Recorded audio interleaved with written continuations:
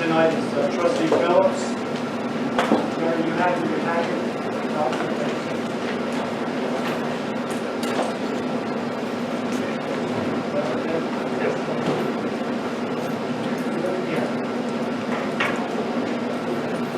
We have a motion to approve the minutes that were taken from the last meeting on October 4th, 2021. So moved. Is there a second? Second.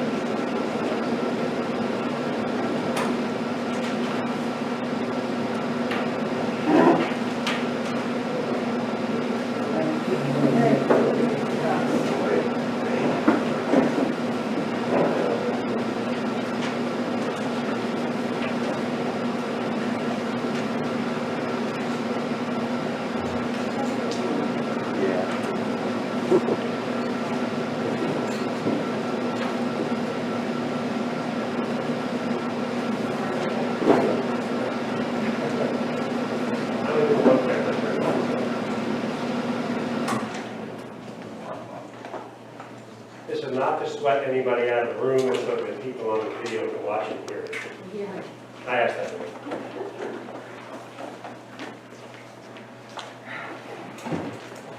Gina, I had a motion from Trustee Dissolution, second by Trustee Phillips, to approve the minutes of October the 4th, 2021. All in favor? Yes. Yes. Opposed? Motion carried. I have bills and claims for fiscal year 2021-2022, $142,165.30. Motion, I reviewed them today. For a second. I'll second Trustee Hours. All in favor? Yes. Opposed? Motion carried. Little different format this meeting that we're going to go through. The only comments I want to make are on the street paving. And if you see all the street pavings we're doing, the milling of all the streets was finished today. Starting the day after tomorrow, Wednesday, cleanup of all the streets. Monday, a week from today, paving will start and we'll finish before the week is out. Please be careful. We have everything marked in orange paint. All the risers, water boxes, sewer boxes, manhole covers. Some of the ones that are higher, we not only painted orange, we have cones. So just be careful, everything is marked.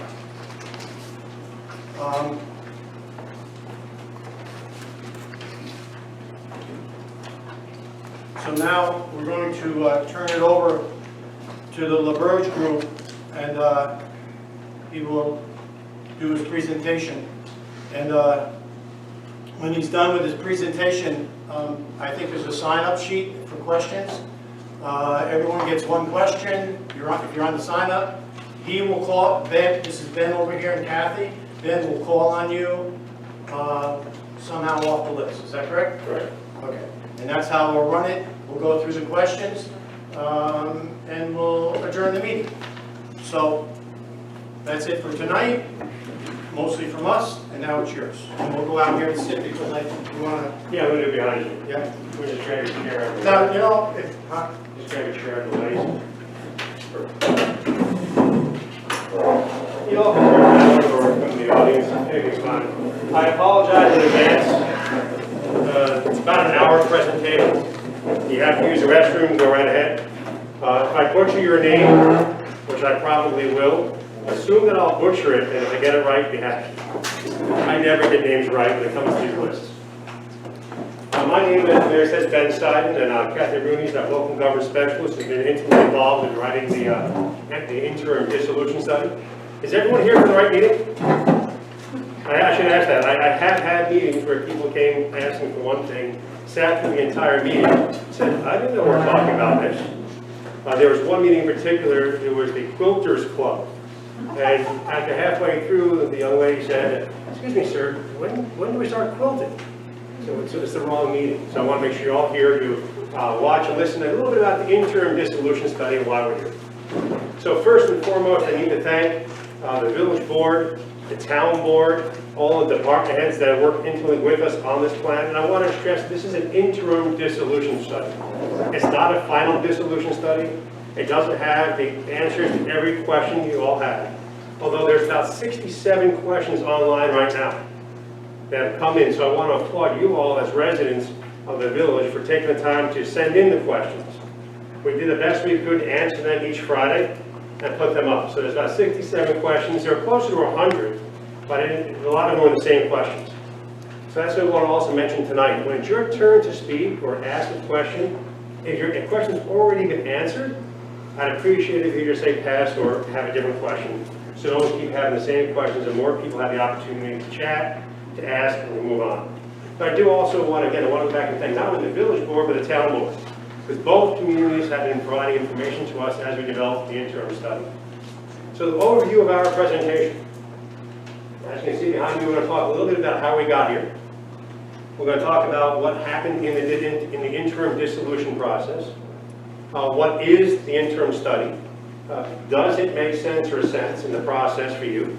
How will village governance change? I know this is going to be challenging, but the last is how will village governance change during the process post-dissolution should you vote to dissolve? And what does that mean to you and your services? The Citizen Empowerment Tax Credit we spoke a little bit about last August. And then finally talk about the fiscal impacts. And Kath and I will go back and forth, and Kath will finish with the fiscal impacts. After that point, we'll open up for questions and answers.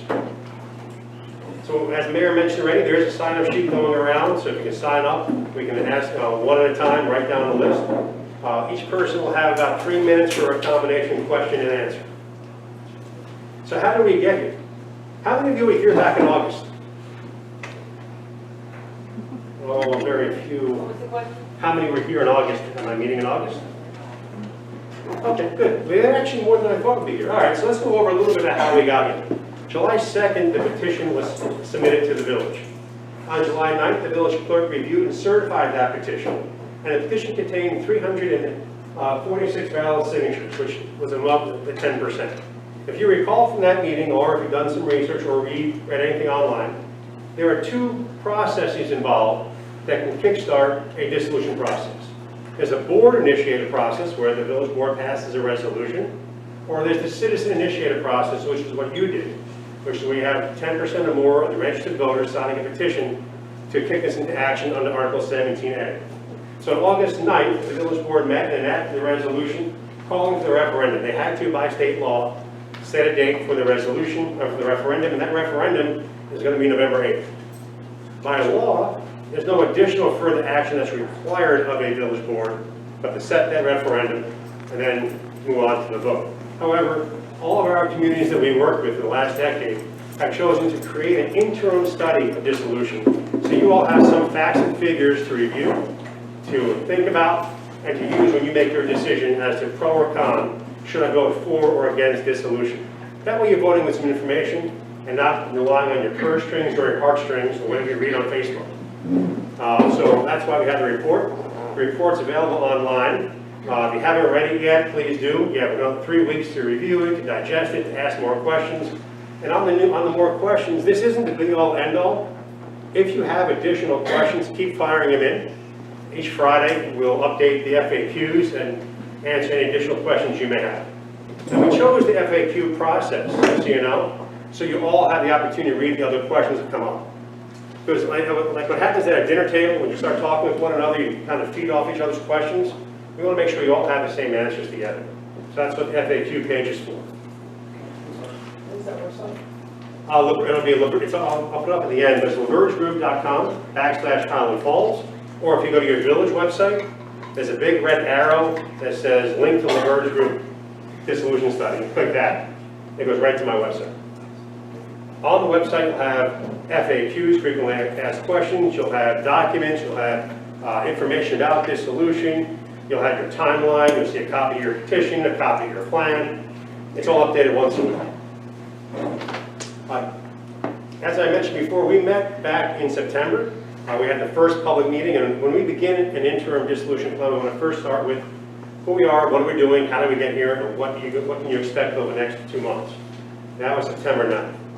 In October, we had, or October 18th, which is now, we had a second public meeting. And finally, again, the vote is on November 8th. And on that election, on that referendum, there's going to be one question. Should the village of Highland Falls dissolve? Yes or no? And I have to point out, because a number of these questions came to me, this is not a vote to study the issue. This is a vote to end the village government as you know. It's not to do a study. Although according to the law, you now have to do a final dissolution plan. You're not voting to do a study, you're voting to dissolve the village, as you know. And we'll go through the schedule in a few moments. After the referendum, that night, if the vote is no, dissolution will not take effect, and dissolution cannot be brought up again for 4 years. If the vote is yes, now you're locked into a state-mandated time frame. And I have a chart that explains it all on the next page. But in words, they have to meet within 30 days. They have to set their schedule. They have 180 days. The village, not the town, only the village, has 180 days to accept and adopt a dissolution plan per the law. And that's a lot more detailed than the interim plan right now. That's when we have to meet with county personnel, we have to look at labor contracts, and a whole host of additional work.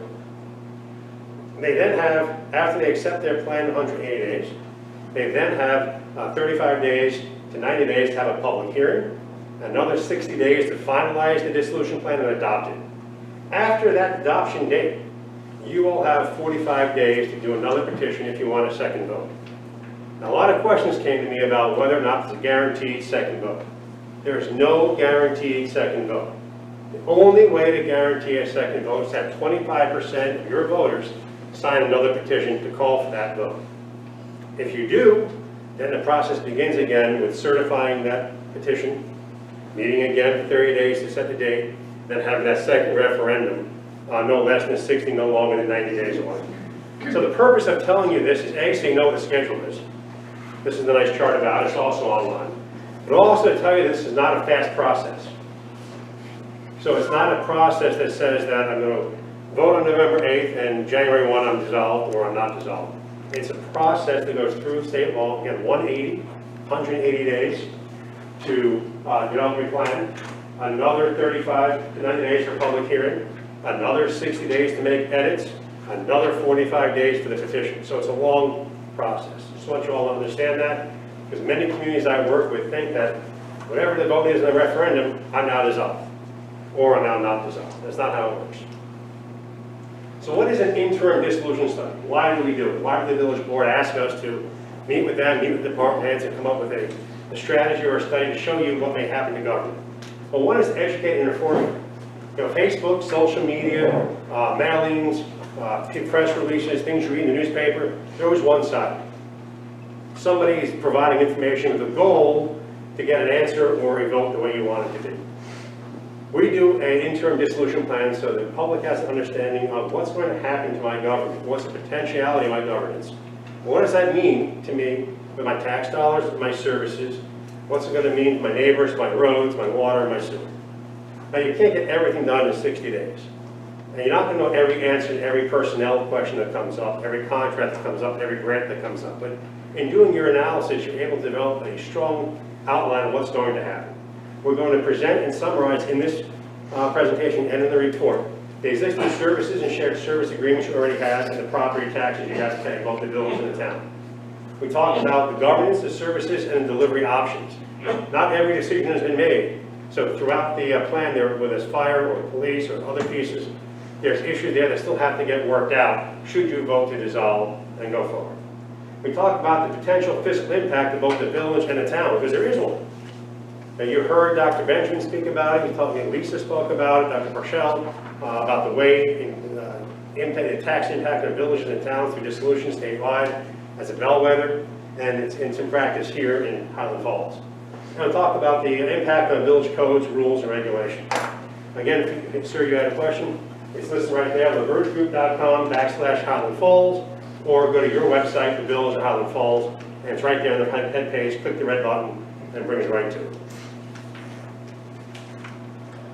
Oh, I want to point out one other thing. Not only did we have the FAQs updated weekly, we also held office hours. So I met with a number of your residents via Zoom during the process to answer questions they had as well. The object was to be as open, transparent, and available to you all as residents as we could have been.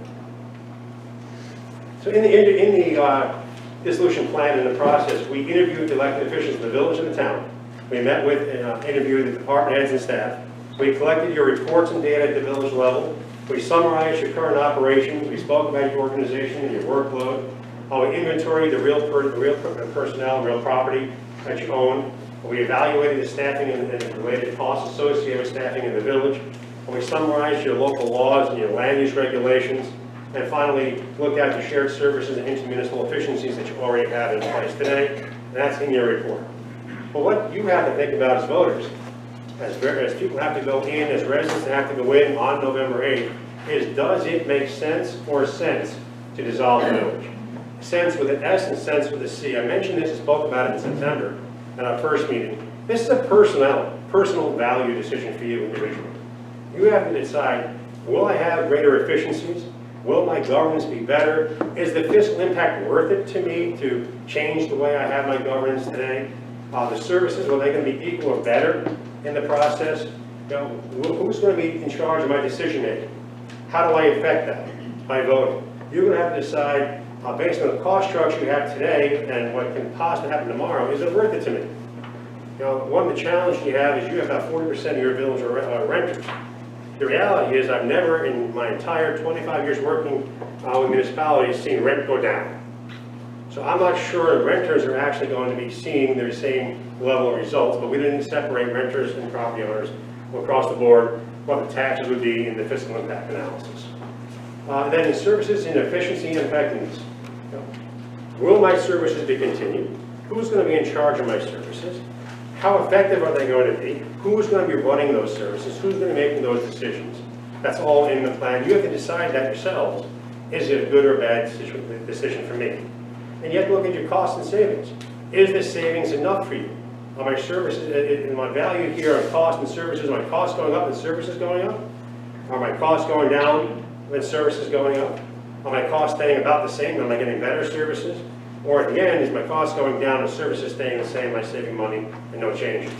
That's for you individually to look at yourself as you read through the analysis and study. But there are going to be differences in representation and governance. You know, in dissolution, you will be eliminating the village government. What does that mean? It means there will no longer be a village mayor and board of trustees. They won't get elected solely for the village. And I want to go back to a question that was asked to me in a little bit of a roundabout way. The question that was asked is, what were the cases for a pro and con for incorporating the village all those years ago? And I didn't want to say to myself, can I be sarcastic? No, I can't. I don't think the newspapers had that, but it wasn't in my scope. But I will give you a little bit about urban planning. Villages were created throughout history to provide a different level of service than the surrounding area. Villages were created as an urban planner along trade routes and nodes of economic activity where they were providing public services and water and wastewater where the rest of the surrounding rural areas were receiving those. That's why villages were created. So if you go back to when the village of Highland Falls was created, somebody can do the historical research. I turn the individual on and ask that question to the village and town historian, which there may be some documents in your records that explain newspapers and like and why you created the village. But the village has different services than a town has. So when you're looking at your dissolution, you're looking at who's going to be controlling those decisions, who's making those decisions, who's setting the policies, and with all that, everything else being equal, how will that affect me as a taxpayer and as a resident? You know, all the decisions that were formerly being made by the village board will now be made by the town board. The reality is, you are already, as village residents, town residents. So you've already at some point elected the town board to do certain things. The question is, are they ready or equipped yet in your minds to provide the services the village is doing right now as well? That's for you all to decide, not for me. Village residents may have a smaller voice. So Dr. Benjamin mentions a little bit, and so did Lisa, and if Wade comes from NICOM. Right now, as a village, you elect your village board directly. They're the ones that are making decisions for you. All your 3,800 change folks are represented by them. In the plan, we have the exact numbers from Friday of the number of voters. They change basically daily, which is why our numbers are a little different than yours. Kathy spoke with Deputy Commissioner on Friday and got the numbers as of Friday. So they're in the report. But you have it's a little bit of a difference in the numbers from you have, but it's almost the same. You know, 58% difference. So your vote is right now, the village controls all of the voters control all of the say in the village. Once you dissolve, it's about 58% say in the town. Townwide electorate. The police service is going to be a little bit different. The village currently has 24/7 coverage, 2 officers per shift, 7 days a week. 1 chief is vacant, 2 sergeants, 5 full-time and 9 part-time officers, and detective services. I want to point out one thing before I continue. The police officers and law enforcement you have in both the village and the town are phenomenal. They're educated, they're accredited, they give 100% across the board. It doesn't matter to me as an outsider, when I look at both services, you both have very good law enforcement who work very well together. I don't like what I read online. I actually turned off your Facebook page, folks. It really was a poor representation of who you all are. Your Highlands Community Facebook, where I went to see what your issues were, became so negative against all parts, I had to turn it off. I unjoined it, unliked it. It was horrible. It was a very poor representation. The people I know and spoke to in Highland Falls were phenomenal. And the way I read that, if I was an outsider coming in, I would never want to come here. So those of you that were using that form to be negative, not positive for you all. I have no skin in the game, doesn't matter to me, but for your outward approach, back in September I asked you all to be kind. I met at the village meeting, I said, guys, this is a very divisive issue. Don't attack each other, you're one community. I then walked down the block to the town board meeting and said the same thing. And then I started reading what I read online. Not a good representation of who you all are as people and as a community. And just take that for what it is, but your officers give everything every day, the line's on the line, the life on the line, both sides. The village officers and town officers, you should be proud of everything they do for you. Big officers.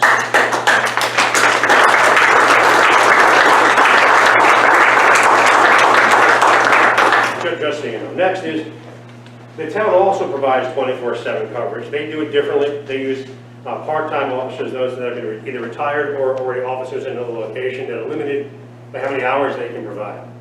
You know, people online were saying that the town officers were not as qualified as full-time officers, and that's not true. Full-time officers you have in the village and the town, part-time officers, they're all accredited. They all went to different academies, some taught at academies, so think about the words you use and be thankful for the law enforcement, the staff you have and personnel that protects you every day. But the town currently provides 24/7 coverage of part-time officers, the part-time chief and deputy chief.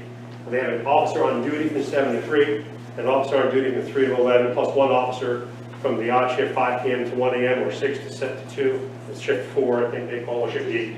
Shift D. They don't have detective functions, not because they can't investigate, but because they're part-time. That was told to me and impressed upon me that they have the ability, education, experience, but they don't do it. They work with the sheriff and the state police. Just so you all know, because it's an interim study, we did not talk to the sheriff or the state police to see should the village dissolve and more services get pushed their way, if there's an additional fee or cost to that. That would have to be figured out in the next phase if you went that way. I doubt it'll be free. But the police services, the preliminary model, folks, that the town has impressed upon us that they're working with, is that it'll continue to be 24/7, and it'll continue to be done with part-time officers. So there'll be no full-time officers should you dissolve. The chief and deputy are still part-time. There'll be equal amount of officers as you have now, 2 officers town-wide, from 7 to 3. What I mean by town-wide is right now, in our initial discussions, there are not patrol posts or service areas under consideration. So there's no guarantee today, at the internal level, that you'll have an officer in the village and an officer in the area formerly known as the village, and an officer in Fort Montgomery. It could be anywhere in town. Now, through the dissolution plan and post, it could be created with patrol posts and service areas, but that wasn't part of the discussion so far. There'll be 3 officers town-wide on duty from 3 to 11 and 11 to 7. 1 officer on an 8-hour shift, 1 officer in the supervisory role, 3 to 11. But during the week, the chief and deputy chief would be the supervisor on duty. There wouldn't be one on the weekend. There'd be no detective function. And the town, in order to provide the same level of services, would have to increase their staff by 16 part-time police officers. Again, this is not a police dissolution or police consolidation study. This is in talking with the folks on both sides what it would take if you were to dissolve, what the town would need to cover the village. There's no opportunity for full-time police officers transferring duty to the town. And within that also, the village, so the town would have to add half of a clerk. They have a part-time clerk in order to meet the needs of both the village or former village. They have to increase it and make it a full-time clerk. What still has to get worked out is whether or not there are going to be service areas. It still has to be worked out whether or not the town would consider increasing supervisory staff, have the zones, increase, what they're going to do with the local detective function. If is there going to be a cost for the county or a cost for the town, the state, to take over this, and what that means to you. Should you vote to dissolve, that's the questions we would have. Whoever is doing the next study would have on the next phase to get more information on how that impacts you in police services. But emergency dispatch would be gone. There wouldn't be, well, I say be gone.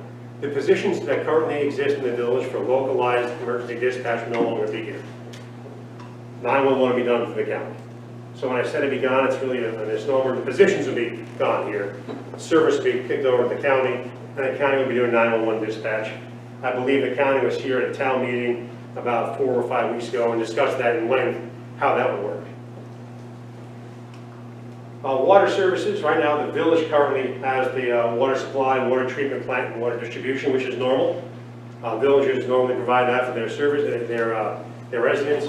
Towns don't always do that, depending on the size of the town, the complexity of the town statewide. They have districts, and sometimes they have their own water systems, their own treatment plants. It's not the case here. There are some, the town gets their water from the village. The village has 2 water treatment operators, and the village sells the water to the town for districts 1 and districts 2. Post-dissolution, how does that work? Well, the village owns it, the village built it, the village paid for it, the village will continue to pay for it. How does that work? Well, the town then would be in control of the assets. The town would be in control of the water department. They would create a water district in the area formerly known as the village, and charge you the money you owe back on the bond, which is your principal, interest, and the operation and maintenance. But what I want to emphasize here is the town has said that they need to operate the water with the same staffing model the village has today. It could be the same staff, or it could be the same model, just they have to operate it the same way. They have to get permitted operators to operate the facility. They would have to evaluate long-term strategies for how they're going to contract, if they're going to contract out with somebody else, what they're going to do for additional service areas, the growth, the utilization, if they're going to expand the water, that's all to the town. Right now, the village controls the village system. Then via an agreement with the town, provides water to the town. Once you're no longer a village, the town now controls that asset. Town board makes a decision that they're going to be adding more connections, adding more districts, using up more of the capacity, what that means to you for water rates and the like. Other considerations besides the control of the water is that expanded users, ownership, and impact on you, the village residents. You won't have a village board anymore. The town board will be controlling that. If there are additional developments, both economic development as well as residential development that needs water, the town will be making that decision as to where that goes and how much capacity is being used, who's paying for that, and they will be setting the rates. Right now, the village has a water rate. It's built into your taxes. If you dissolve, you'll see a water tax. Probably equal or close to equal what you're paying now in your tax, but it's there. So it's in addition to your town tax, it'll be a water tax in that district. How you determine the share of that water rate, we have to the town. Right now, the village pays X amount of dollars, the town pays more because they have different debt costs and insure costs. How that shift occurs won't be up to the village board anymore, it'll be up to the town board. And then that's what I mean by here, the future rates for village users. That'll be up to the town. Same with sewer.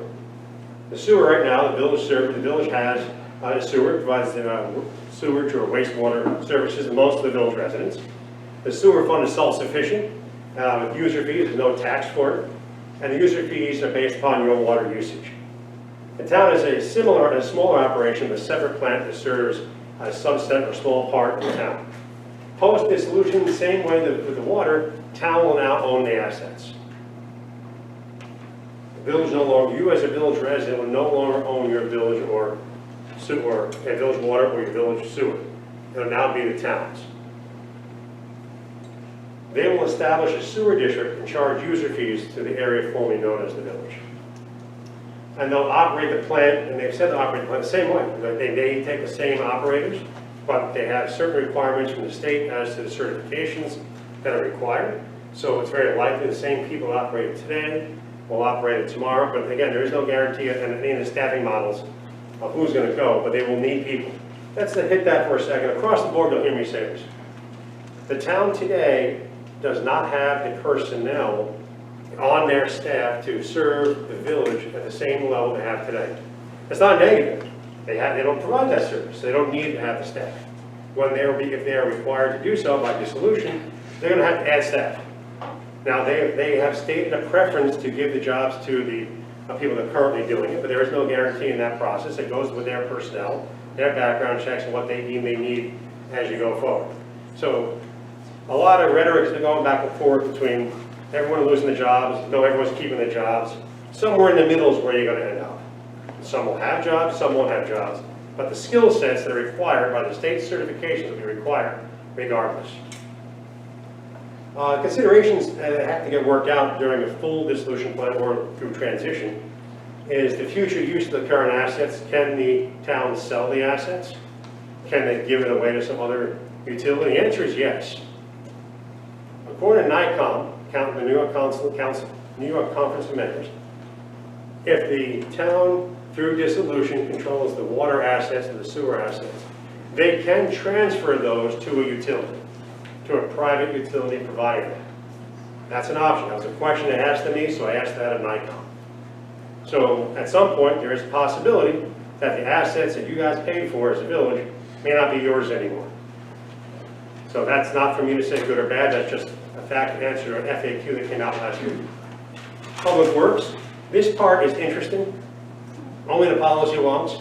I hear a lot of the throwing around the word duplication of services. Your services are not duplicative. They are similar, but they're not the same. They're not using the same equipment. They're not all being shared. The village has a DPW, the town has a highway department. Just because they clean roads, have winter maintenance and summer maintenance, doesn't mean they're the same. The equipment the village uses and the road that they use and the way they remove snow versus pushing snow is different than the town. They're similar in that they are doing winter maintenance, summer maintenance, potholes, milling, filling, paving, clearing, snow blowing, clearing the sidewalks inside and brush and the like, but they're not the same, they're not duplicative. They're all, what I mean by this is they're all being used. So if the village was to dissolve, the town now has to add.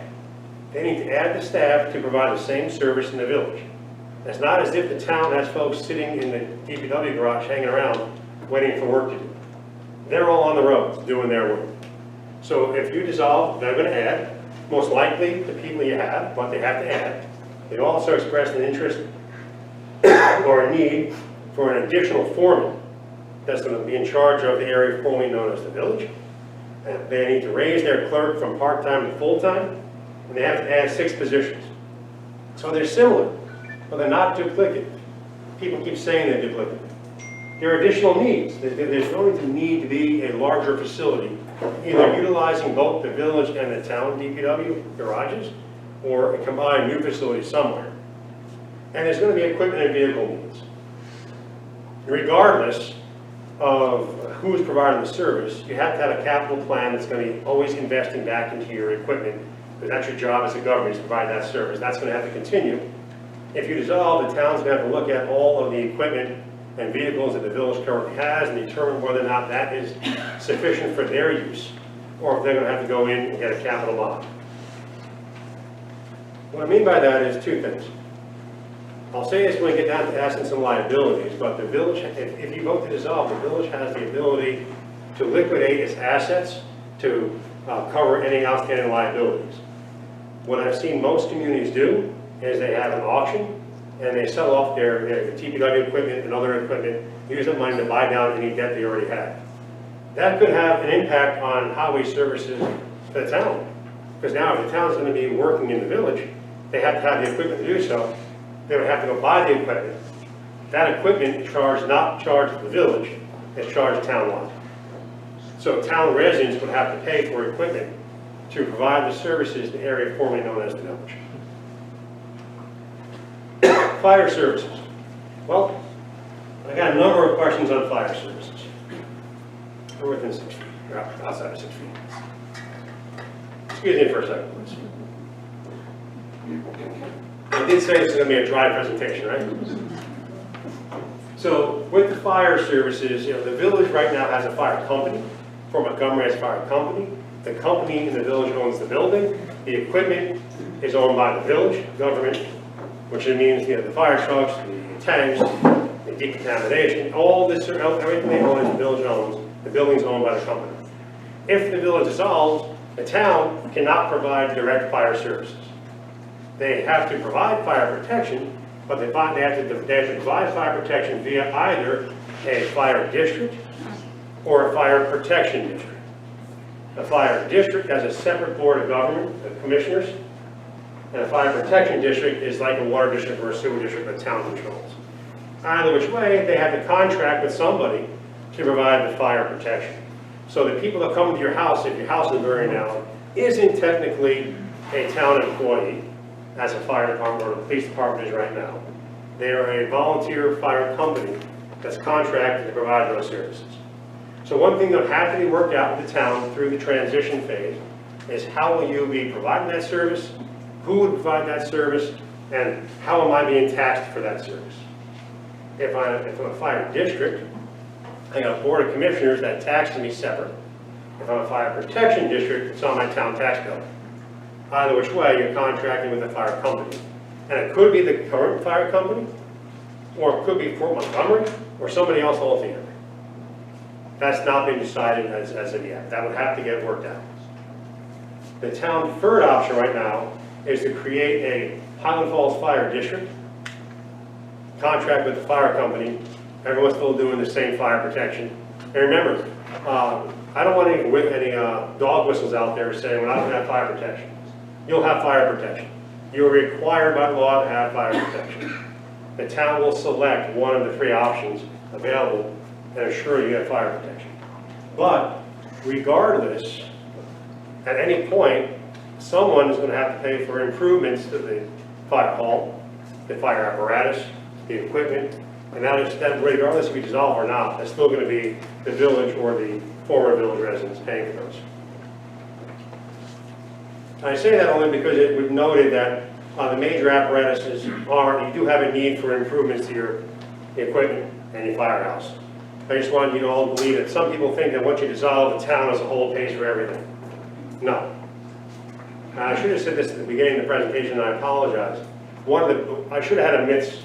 Maybe next time we'll do a myth than a reality. There's a myth that when you dissolve, all your debt goes away and the town pays for it. No. You all pay for it. There's a myth that says that if I create a fire district, the whole town's going to be townwide and everyone pays for it. No. You're going to pay for it. So same with water, same with sewer, same with potentially sidewalks, and same with potentially lighting. The town, upon dissolution, has the ability to create all those districts. What they don't have the ability to do, by the way, is create a part-town police district. It's very strange the way town law is written in New York State. You can create a special improvement district for almost anything, but not for law enforcement. So those communities that wish to keep a higher level of law enforcement area formerly known as a village, statewide, cannot do that. It's whatever the whole town has, the area formerly known as the village has. Just keep that in mind also. So administration, fiscal, and legal and engineering services. Kathy put it together into one combined central services. Maybe that's from our old government days, essential services.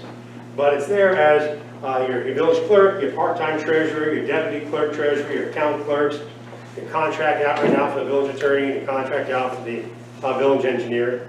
Post-dissolution, the work doesn't go away. So the town now has to take on all the responsibilities the village had. So the increased administrative function of the town clerk that she didn't have before. Expanded and more complex budgeting and fiscal management, now you have 4 or 5 additional districts. Capital planning, because now you have capital planning and improvements in the area formerly known as the village, as well as the town. So there's additional work. We put this here because people think, not you all, statewide, the last decade doing this, people think that you can flip a switch and the town can just take over immediately. Legally they do, but there's work that they have to do. To do that, they're going to need additional staff. But there's records retention. All the records that Gina currently has right now in the building will be turned over to the town for cataloging, for documenting, for including into their records. You already started doing that in your courts in the past, and your planning and zoning, and your building. And now you do it for others, including the new water and sewer buildings. So right now, the town doesn't do the water and sewer buildings for the village. They're going to have to ask staff to take care of that as well.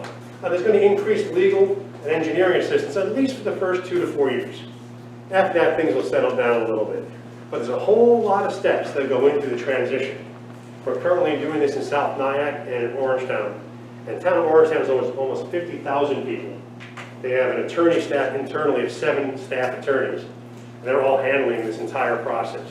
It's a lot of work for the clerks, for the administrative staff, for essential staff. Just keep that in mind. Post-dissolution, there are some economies of scale that you're going to recognize. There's going to be one government operation, one policy-making board, one financial system, one town budget, and long-term potential for assets and equipment efficiencies. I can't tell you how long-term that is.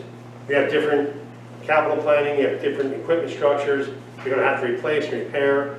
That'll all come together in one capital budget. It will not be a capital budget for the former village and for the town. It'll be one town-wide capital budget, one town-wide comprehensive plan, one town-wide zoning, one town-wide code. But the preliminary model that we went through already has one in central service who'll have a town clerk, and she'll add a position for records management. You have all the records coming in from the village. There'll be 2 positions in the comptroller's office, which will work in human resources and budgeting and financial operations.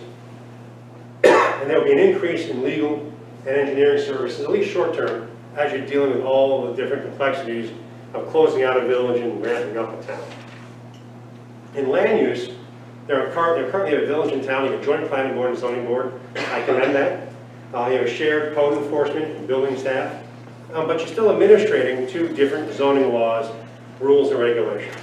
So your village codes, zoning, and regulations stay on the books for up to 2 years, or until which time the town changes them, adopts them, amends them, or deletes them. What's the not title for delete? Well, they delete them. They won't be here anymore. Repeal? Repeal, thank you. Repeals them. Post-dissolution for Article 17A is 2 years. But you have to respect and preserve, you don't have to, but when you work with the town and the village, there needs to be respect and preserving the diversity of building structures, the size, the lots, the densities of the former village and Fort Montgomery. And you have to create some sort of town-wide hybrid code that incorporates the way the village structure is right now into the town. And I say has to, that's not fair for me to say has to. The town has 3 options. They could repeal zoning in the village altogether, no longer zoning. They can amend the zoning of the village into the same districts and lot sizes and setbacks and requirements the town has. Or they can pretty much absorb the village uses and definitions and regulations and, into the town, and then mold or meld or hybrid approach the administration. And that's what we're doing in South Nyack. We've had one town where the town did not have zoning, the village did. They abolished zoning in the village. It's like the Wild West. We have another one that just sucked it right in, completely, just right into their code. We had another one created that the village is zoning, or former area is now zoned, and everything else is rural agricultural, and they created that as their town base. We had another one, this is an interesting one, it's Nasty Beach, where they were not a village. They had zoning in the town, they became a village, they repealed the town, made their own. They dissolved and went back to the town. So there's many options you all have as you go forward. But some attention is going to have to be paid for to how the village zoning is going to be going forward on post-dissolution. There's one other thing we have here is that's membership of the planning board and the zoning board. Some attention, if you dissolve, has to be paid at the town level as to what can we do to assure that the area formerly known as the village is represented still on our boards. The agreements we have won't be there anymore since the village is dissolved, What can we do in our local law or policy to ensure that the village or former village is represented on our planning board and zoning board? That will have to be worked out during the dissolution plan and transition. Village parks, the village will transfer all parks to the town. The town will continue to operate them. Street lights, there's a consensus with the town to continue to build street lights as is, be funded by a tax levy to the taxpayers of the former village as a street light district. We would own the codes and regulations. And then I'm going to turn it over to Kath to talk about the assets, liabilities, and the fiscal impact.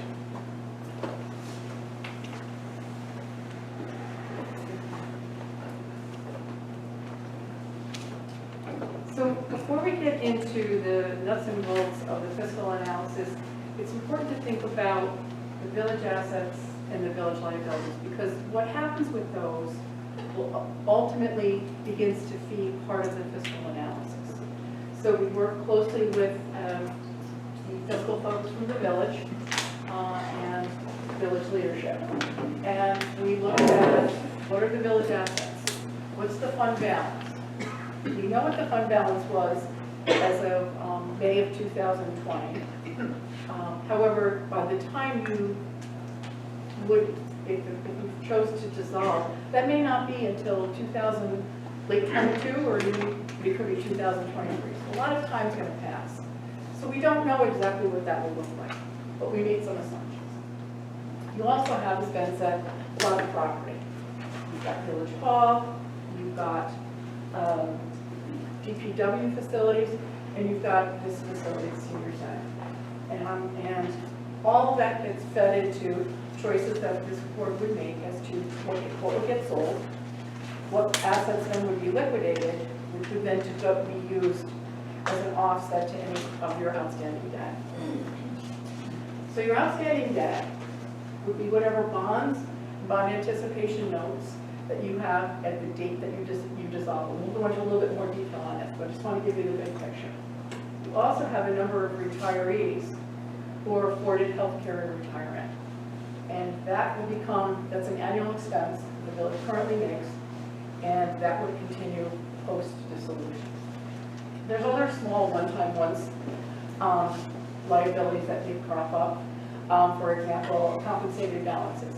People earned vacation time, but they haven't used it yet. And we have to give them what they are owed. And that's called compensated balances. I'm just using that as an example. Then there may be other outstanding liabilities that we don't even know of at this point in time. So then what are we going to do with that at the end?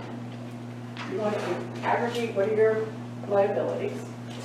You're going to aggregate what are your assets. And how do we want to use those assets in order to get rid of some of the liabilities going forward? So first thing is you would probably take your assets and take some of them and pay off liabilities that may have a short-term timetable that are one-time ones. You then you're going to use the balance of that pot, and you're going to use that to help you discount what you would have to pay in terms of your legacy payment on an annual basis. And what has been talked about that earlier, that's what's called a legacy district. It's the mechanism by which the town would create a district in order to tax the village taxpayers for their debt, their outstanding net debt after using assets to pay for it, for the liabilities that they had prior to dissolution. So we took and we outlined all of the current properties in the village. And the top are those that would potentially be for sale. And then the bottom would be those that are assets relative to your water district, your sewer district, to your parks, your parking lots, etc. And the top ones would potentially be available for sale. Other kinds of assets we talked about would be your fund balance. And then you also have significant equipment that could also be liquidated and used to help offset your liabilities. Here are the bonds and bans. I don't want to get into detail, and this will be up online, but We've got your debt that's outstanding as of 5/21/20. We did not have your 21 financials at the time you did the report. But don't forget, we've got a couple of more years to go.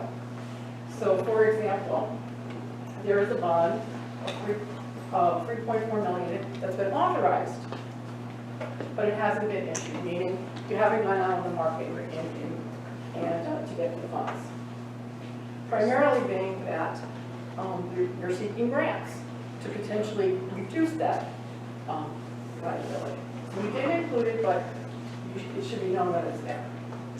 We've got, between May of 20 and now, there were 2 new bans that were issued, and we predicted, based on the treasurer's timetable, how they would be paid off, and we used that, and we fed that into the analysis.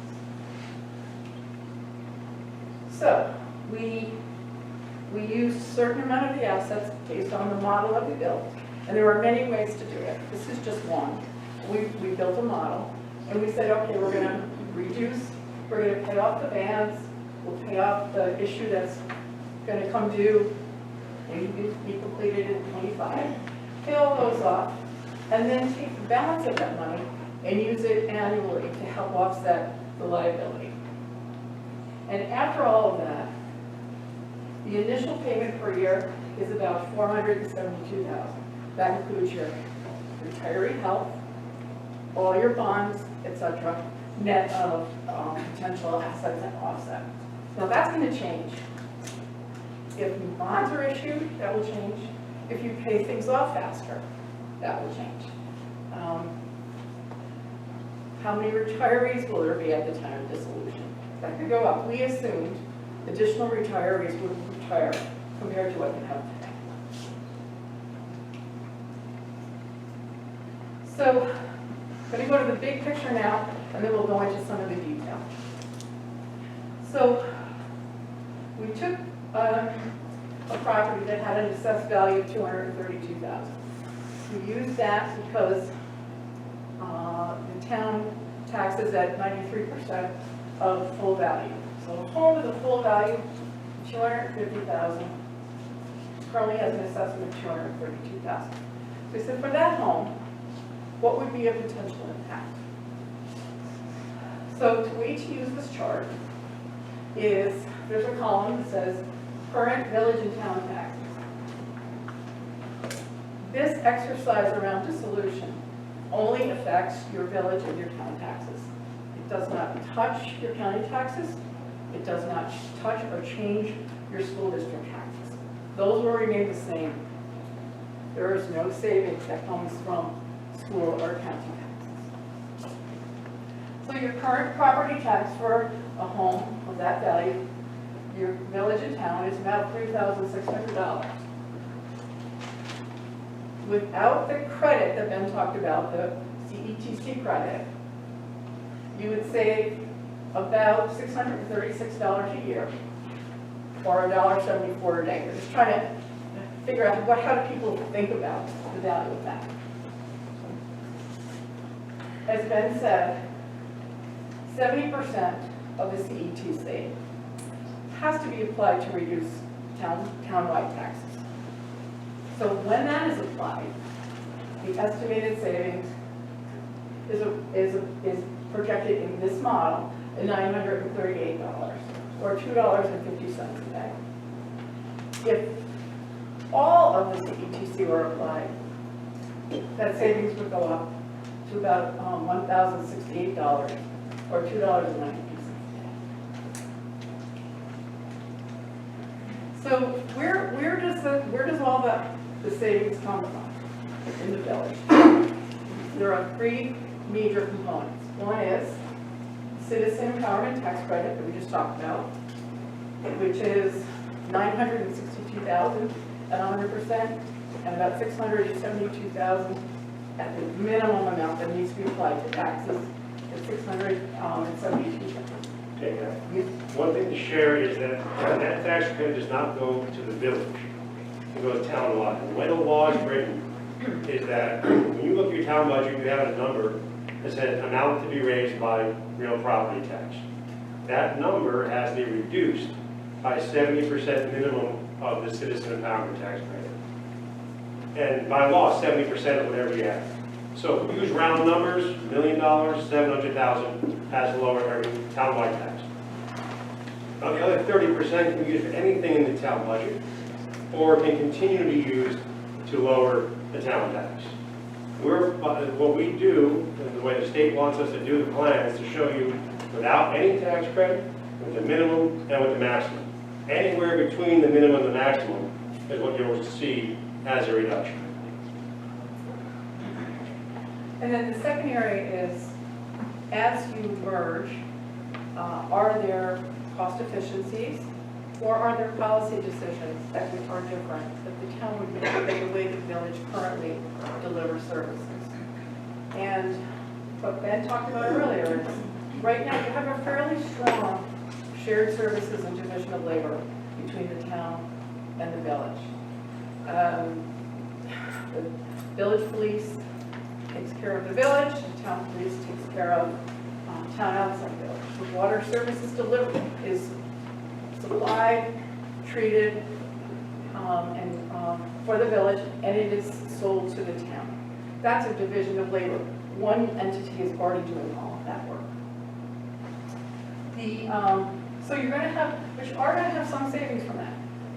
The choices around using part-time police officers, that you would have one police administration in the town. That the town's preferred choice would be to use county delivered 911 emergency dispatch. And then there's a piece that it's a little heady, but it's part of the mix. And as you'll see in a few minutes, in this analysis, without the application of CETC, the village taxes for village and town combined go down. The town property taxpayers outside the village, their tax rates go up. And that's because what's happening is you're taking costs from the village that were paid on a smaller tax base, and you're putting them in a bigger piece of pie, putting them in the whole pie now. In the town, you're taking some costs that were on a part of the townwide pie, but it's not anywhere near as big as the village, and you're putting that into the big piece of pie as well. And the combination of all that ends up with this shifting of taxes. So here's what Ben just talked about, so we won't go through it again.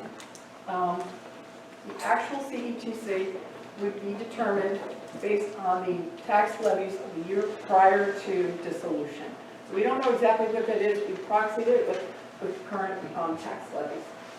And so you'll see in the report and online, you'll have the specific figures of the $960,000 at 100% and $672,000 at the 70%. So when we talk about the cost reductions, there are some small areas where there are some increases. Ben talked about the public works. Also, I think where we're going from a town or from a village fire department to a separately elected fire district, there are the potential for increased costs. Financial, because now they're going to have to do their own financial system. They're going to have to do their own annual reporting. They're going to need their own legal services and support services. If it's a fire district, it's slightly different, but with a fire protection district, it would be a little different. But with the fire district, that's what you'd see. We did make an assumption that there'd be a couple more retirees receiving health insurance than there are today. There is a small revenue that the village gets.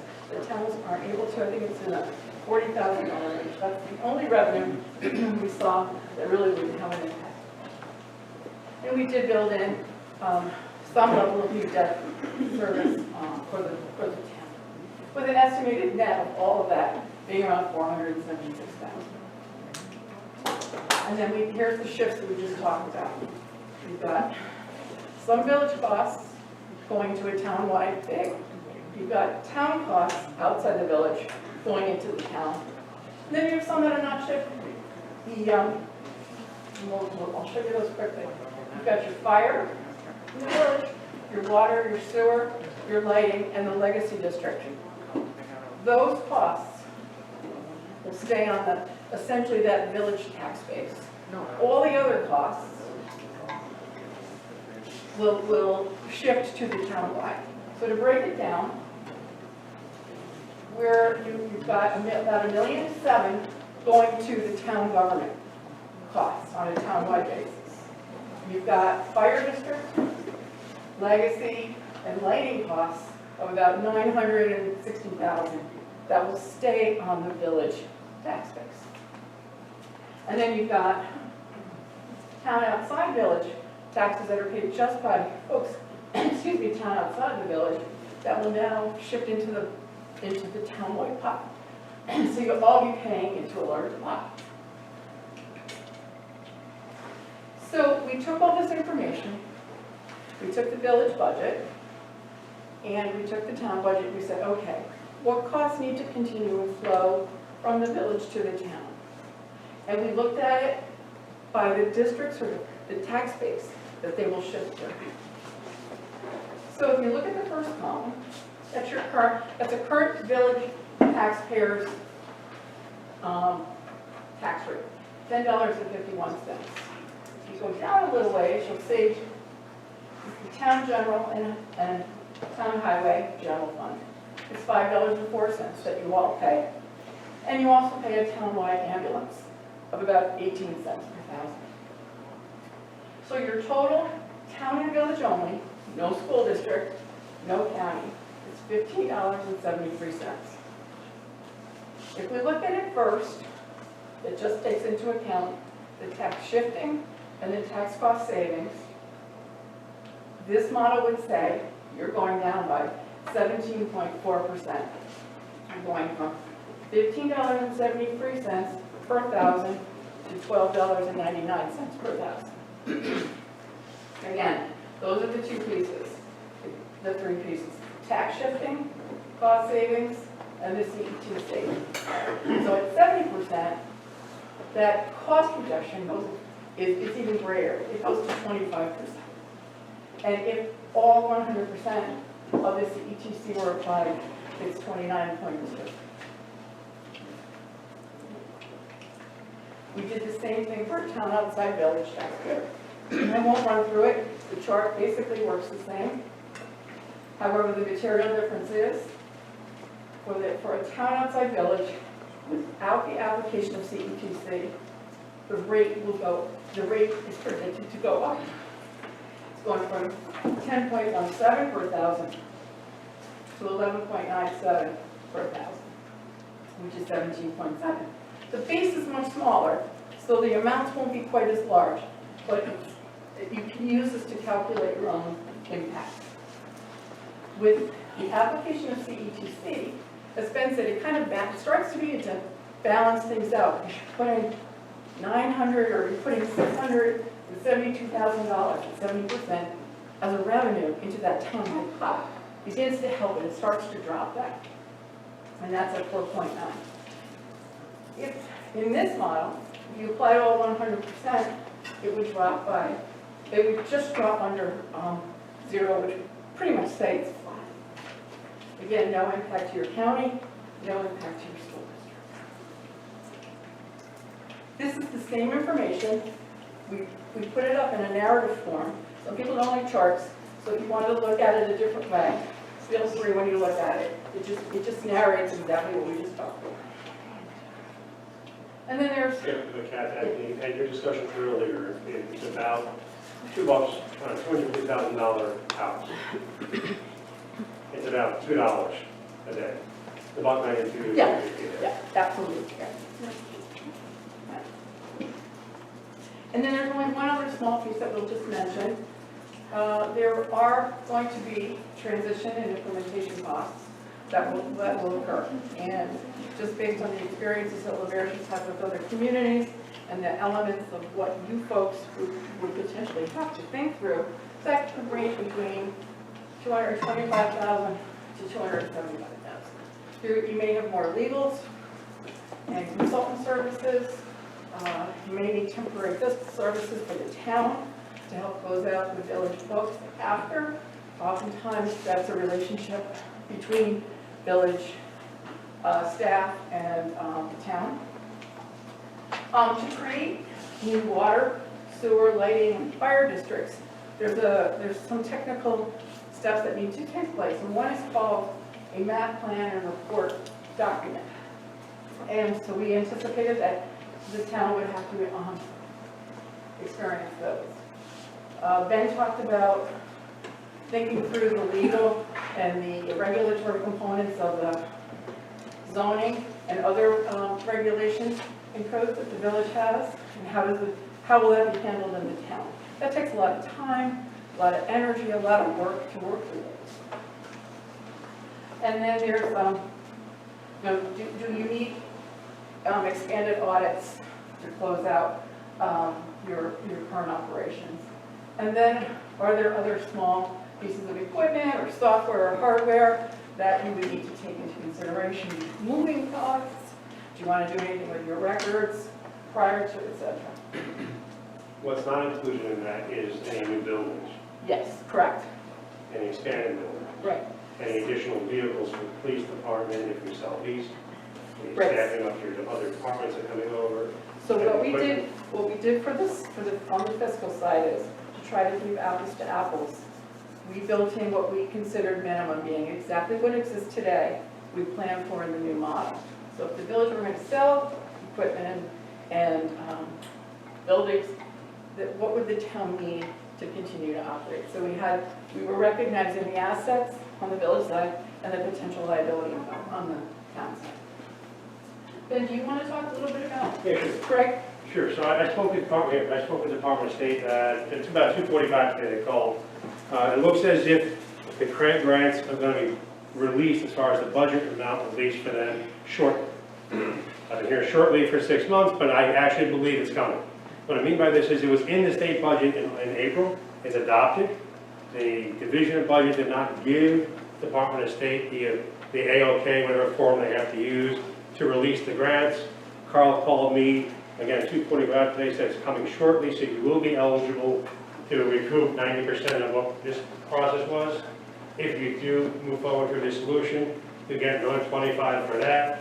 And then should you continue to go forward and everything go into dissolution past that 45-day, the village and the town both will be eligible for $50,000 towards implementation. So that's now back. In September, I said it's still hanging out there. It's back-ish, a couple weeks. We'll see, in a couple weeks it'll be available. But they're also honoring their commitment, by the way, to those villages that went through this the last 2 years where it wasn't available. So South Niagara, down Pauling, Spencer, they'll all get theirs as well. So the state's actually coming through. In addition, Kat mentioned about the CETC. We said in September, we say it in the plan, I say it all the time, CETC is in the law of the state, so every year they're supposed to appropriate CETC, but it is subject to reappropriation, meaning the legislature still has to put it in the budget. There's no indications that they won't, but during COVID, they cut everybody down 80%, they gave back another 15%. The governor, who was a big push for this, is no longer governor, so now there may be some changes, I don't know. There may be some changes to the law coming now that all the people that framed it are gone. But right now, there's no indication of getting rid of CETC, which is why we put it in there both without, with 70%, with 100%. The last part is on the little red, the 70% is required to go to lower taxes, the other 30% can be used to cover some of the startups. It can be used the first 2 years, it can be used for other departmental needs. We've seen some towns build a whole new capital plan covering all the things they need to provide the services of the village, the equipment and facilities, bond it for 20 years, and then use the 30% to pay off the interest and principal of that bond. So any way the town wants to do it is up to the town, but the first 70% has to go to lower the townwide tax levy. So in those charts that Kathy went through, you saw those three numbers of the village taxes go down, town taxes go up, until 100% go in. And it's interesting because I don't want to call it the pro-anti. An organization in the village had 2 speakers come speak. online. One was Dr. Benjamin, one was Lisa Parshell.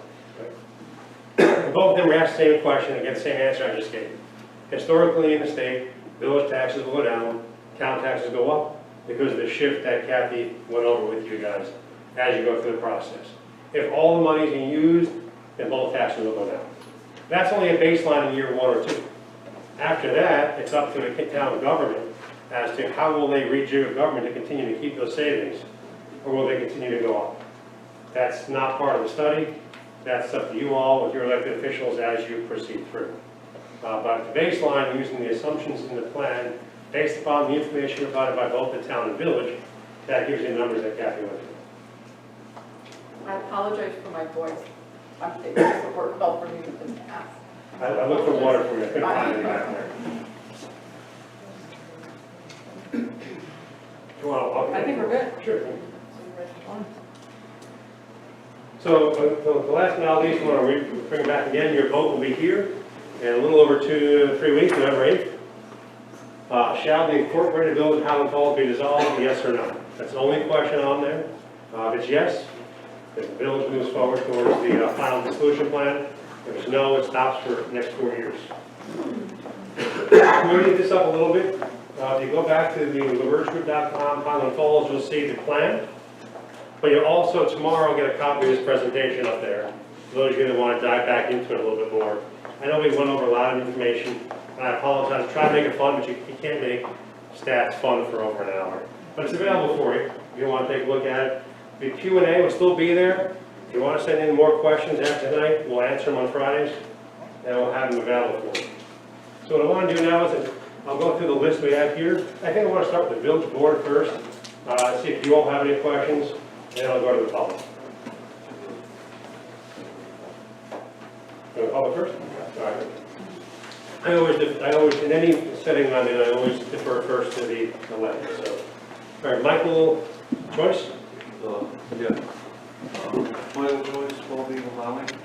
So basically, if I'm following this, the town is going to extend its boundary by taking in the village. So it needs to take on the village employees and all their assets because of the larger territory. And that could be paid for by, correct me, by this 30% they could use to offset that debt that the town might incur. Well, you have a couple things in there that I have to correct a little bit. Okay. The town doesn't extend its boundary. The town boundary already exists. The village boundary disappears. Oh, okay. Okay? Because village residents are already town residents. Right. Now, as far as the assets, any assets that are not disposed of prior to dissolution become the assets of the town. So the village, all villages that dissolve, have the ability at that point to sell off their assets, take the money that they get from those assets, and pay down the village debt because the village has incurred that debt. Right. If the town now would have to provide additional services than what they are doing today. So it's like 1 + 1 = 2. One right now is Fort Montgomery, everywhere outside of the village. The other one is the village. Together it's now 2. So now they have double the amount of work to do. To do that, they're going to have to increase staffing. And either, if they get the assets as far as equipment, use it. If not, they got to buy it to provide those services. So it would make sense to take on the village employees because they know the area, they know the work involved. So, as an outside consultant, it's not for me to say what makes sense or not. The conversations that we had with the town was that preliminarily, it to them made sense to keep as many people that do the work today to do it in the future. But I'm not the elected officials. I'm not in charge of the town. That'll have to go back there. In every town I work in, they got to follow their personnel, their human resource, and their background checks to determine who comes over and who provided opportunities. And the debt that the village has now that's incurred could sell its assets to the town, and then the town could use that 30% from that CDC to help pay off what? I kind of interrupted you, so I apologize in your 3 minutes, but yes, the village can sell assets to the town. The town can purchase those. Whether they use any part of their future CETC is up to the town, how they bond it, That's not the purpose of the analysis. Villages do have the ability to sell all assets to buyers. We would normally, if we get to that level of a dissolution plan, we request information from a town, any town, any village that's doing it, to figure out what they need of the village before the village goes to auction. And then the village can sell it to the town should they want to. Alternatively, the village can do a fire sale. Masti Beach, we saw the gazebo go down on a flatbed. It was gone, someone bought it in their backyard. So it depends on the situation. In Orangetown and South Nyack, which we're doing right now, some of the police equipment they want to buy, some they don't. So the firearms will be sold to the retiring officers kind of a thing. They had different firearms, they had different equipment, they had different vehicles. Same with DPW. But the Parks Department wanted some DPW, so they sold it, they're selling it to the parks. The rest will be auctioned off. Stella, Ruth, maybe? Okay. Before I ask my question, I would like to kind of explain why on the paper that we had this past week, the fourth item, they're talking about why we should be dissolved in the village, is that we are the highest tax rate in Orange County, or the second highest. And it didn't say village, it just said taxes. So out of the 19 villages in Orange County, I managed to get hold of 15 of them, and we were listed out of the 15 that I got. We are the lowest tax rate, and I wondered why we were said as the second highest. And my question is, my question is, are you involved with researching all of the taxes in Orange County and finding out that we are this high? No. And then you mentioned 17, you're going to reduce us by 17%, and we're only 10.57%. So how could you reduce it by 17? Different numbers. Your 10.52% is per thousand assessed value. That we lowered by 17%. So you're saving about, I'm using the number of 250, which by the way your school budget uses when they're doing mailing whenever they get your information in the school budget. The average house of $250,000. The reason why we used it, using that $250,000 house with an assessed value of $232,000 at the assessment rate you have, you're dropping it by about $1.97 to $2. You got to say that slower. I'm sorry. You save about a cup of coffee a day. Well, I just want to know, you did not research for any It's not my job to research so every you don't village know in if the we are the county. second lowest, as they say. I have no idea. All right, thank you. Okay, it's not Don't my, interrupt me. it's no, we didn't research it, it's not in my scope, it's not part of our analysis. Okay, thank you. Olga, Olga Anderson. I just wondered if there's any particular reason why you didn't mention or can the town and the village qualify for the local government efficiency grant program that has up to $1 million that they can kick in for the transition and implementation. there isn't $1 million, you're completely, Up to $1 million. you're getting a CETC tax credit of up to $1 million. That I understand. You're not getting a local government efficiency grant. A local government Why not? efficiency. Why could we qualify for No. something like that? Okay. If you dissolve, you're under Article 17A, you're not eligible for local government efficiency grant. Now, if you were still together today, you're eligible for up to $200,000 per community. So if you in the town, let's say this is not happening, and this is going to be dangerous for me, so I won't do police, I'll do DPW. If the village and town decide they want to merge DPW, they can apply for an LGE grant, local government efficiency. The maximum is a million, but it's capped at $200,000 per community. So the most you'd be able to get is $400,000 between the village and the town. So outside of this process, you can merge those two. You were on the path of talking about police consolidation prior to this, so I'm okay saying. If you were to look at consolidating the village and the town police, same thing, 400. Now, if you were to combine the school, the village, and the town DPW, and maintenance and bus facility, then you'd be eligible for up to $600,000, 3 municipalities. Not that a school is a municipality. In the eyes of the governance and the LGE program, it is. Remember, I've done probably $25 million in LGE grants. and well familiar with numbers. If this process stops on November 8th, we can if the village and town wanted to, we can reevaluate other areas where you can share and apply for LGE grants.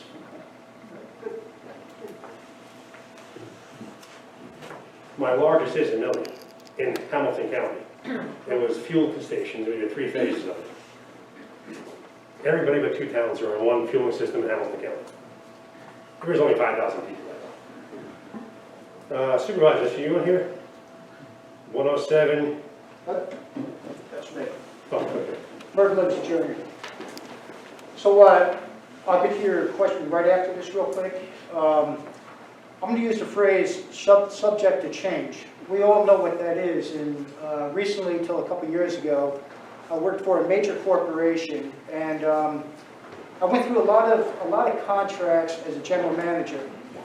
And a lot of those contracts that I would go through, unfortunately, there was always subject to change on some of them. That cost money. It cost a lot of money on some of them, especially when it was subjected to change. So as I did print this out, and I appreciate the time and the study and all of that, there's a lot missing in this. And I think we all recognize that after listening to the people today. The problem here is when we want to talk about, and for myself being part of emergency services for about 15 years, we'll talk about real quick the police department. To have a part-time police department, we need to have here in the community, the village of Howland Falls, we need to make sure that we have a police force for police protection. That's what we're paying for. In the village of Howland Falls, no one knows, except for the people that are involved in emergency services, what happens when the pager goes off, or the 911 comes in, or the domestic call comes in. If you think in the whole area of the town of Highlands, the whole area of town of Highlands, 293, part of Palisades Parkway, Fort Montgomery, Rose's Camp, wherever that may be, if an emergency call comes out, police protection. You don't have that here. And if we're talking about a part-time police department, they have a PBA. We're making plans without even talking to a PBA. That's not going to happen. As you did, and you've mentioned a lot of little different odds and ends are out, police department, is there going to be a chance of hiring more? What's going to happen there? It's all in question. We talk about the DPW, we talk about roads, we talk about bonds that are out there, work that's in the future, everything that has to get done, water pipes.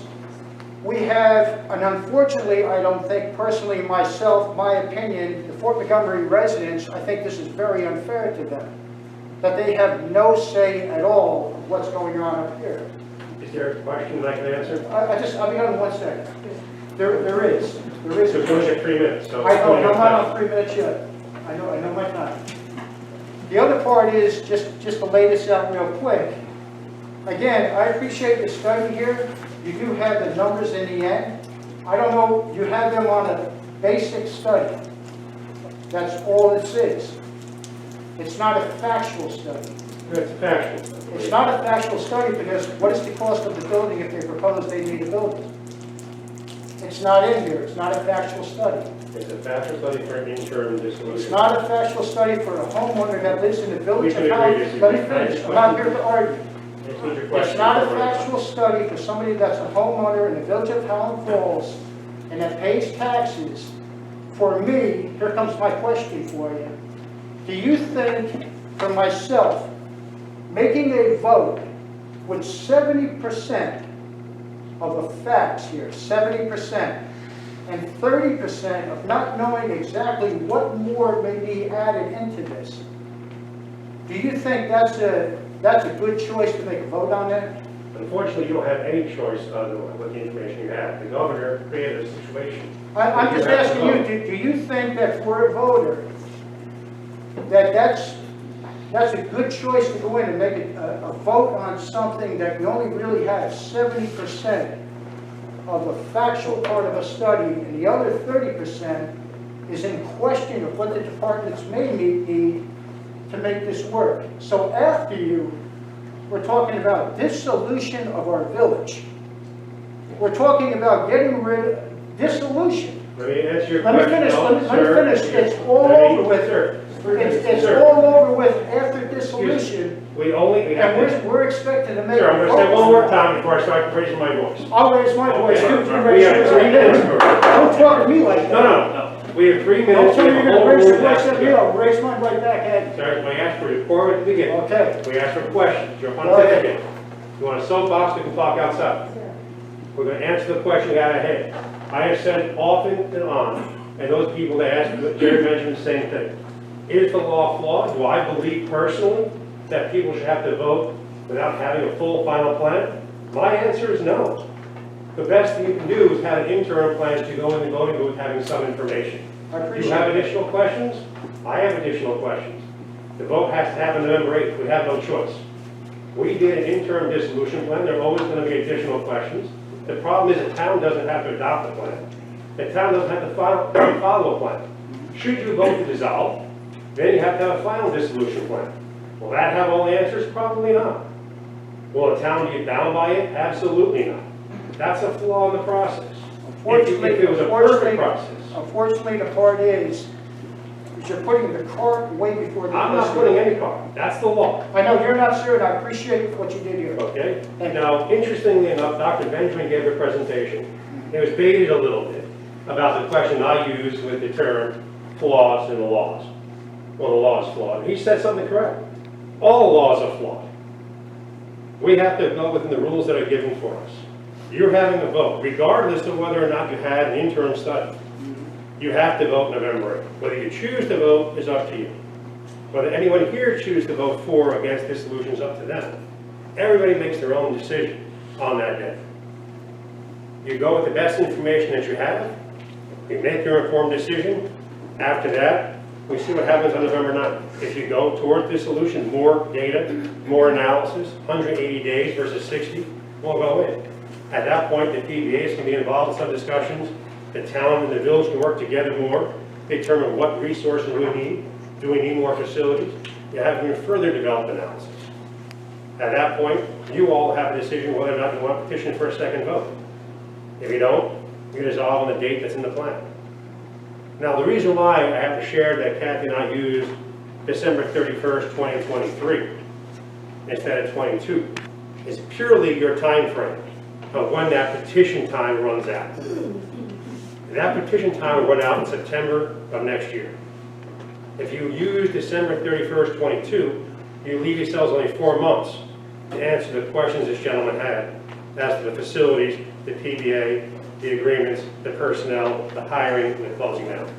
So we recommend you go 1 year later. The earliest we would recommend is March 31st, 2023, but that is a really hard thing to do for a town. We're dealing with that in Orangetown.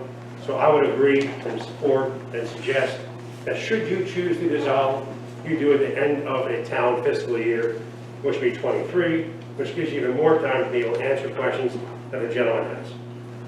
The next one on the list is Kathy Jones. Kathy Jones, Town Halls. So you said that if there is a dissolution, that the town will determine which village employees will go over to the town. Correct. So are you saying that not all the village employees will still have a job? Well, automatically, the answer is not every village employee will have a job, because they're not including not including the full-time police officers. They're not including the dispatch. So not every member of the village will go over. As B, the town decides what they need to staff to. Our interim plan and a final dissolution plan will lay out a model, but because the town doesn't have to adopt the plan, and because one municipality cannot tell another municipality how to run their government, state law, the town's not bound by the plan. So the town makes the hiring decisions, how many people they need, puts it in their budget, the town personnel policies are followed, it's all for the town, the village has no say in it, and the village employees have to apply for a job in there. So not all village employees will still have employment? No. Based upon dispatch and police alone. Karen? That's Hello? me. Yes, Karen Palella. Thank you, you answered most of my questions. One is still lingering though about the transfer of assets. It seems like dissolution will erase the boundaries of the village. Yes. On your study, I noticed that the village still had a red dotted line around it called the legacy zone. And the former village residents will still be responsible for paying off the debt that we invested in, like our water supply, for example. So Sure. we're still going to be paying that, and we're not being helped by the larger entity of the town. Your debt is your debt, so that red line is the legacy district, which is in effect the former village boundary. Okay, so then here's my question. We are now part of a larger town, and the town now is owning the water that, and the infrastructure and the dam and all the, things that we invested in. If the town should decide to use those resources, and you mentioned economic development, residential development, expand the water services, that will be another big bill. Let's say we don't have the money, we have to take out another loan. We, the former village residents, will share that cost and loan with the new town that we are a part of. Is that correct? Well, that goes into a little more detail on the map plan report, the district boundaries, what new district we're forming. Normally, you create a district from which the service will be provided to. So that district would pay for the infrastructure in that district.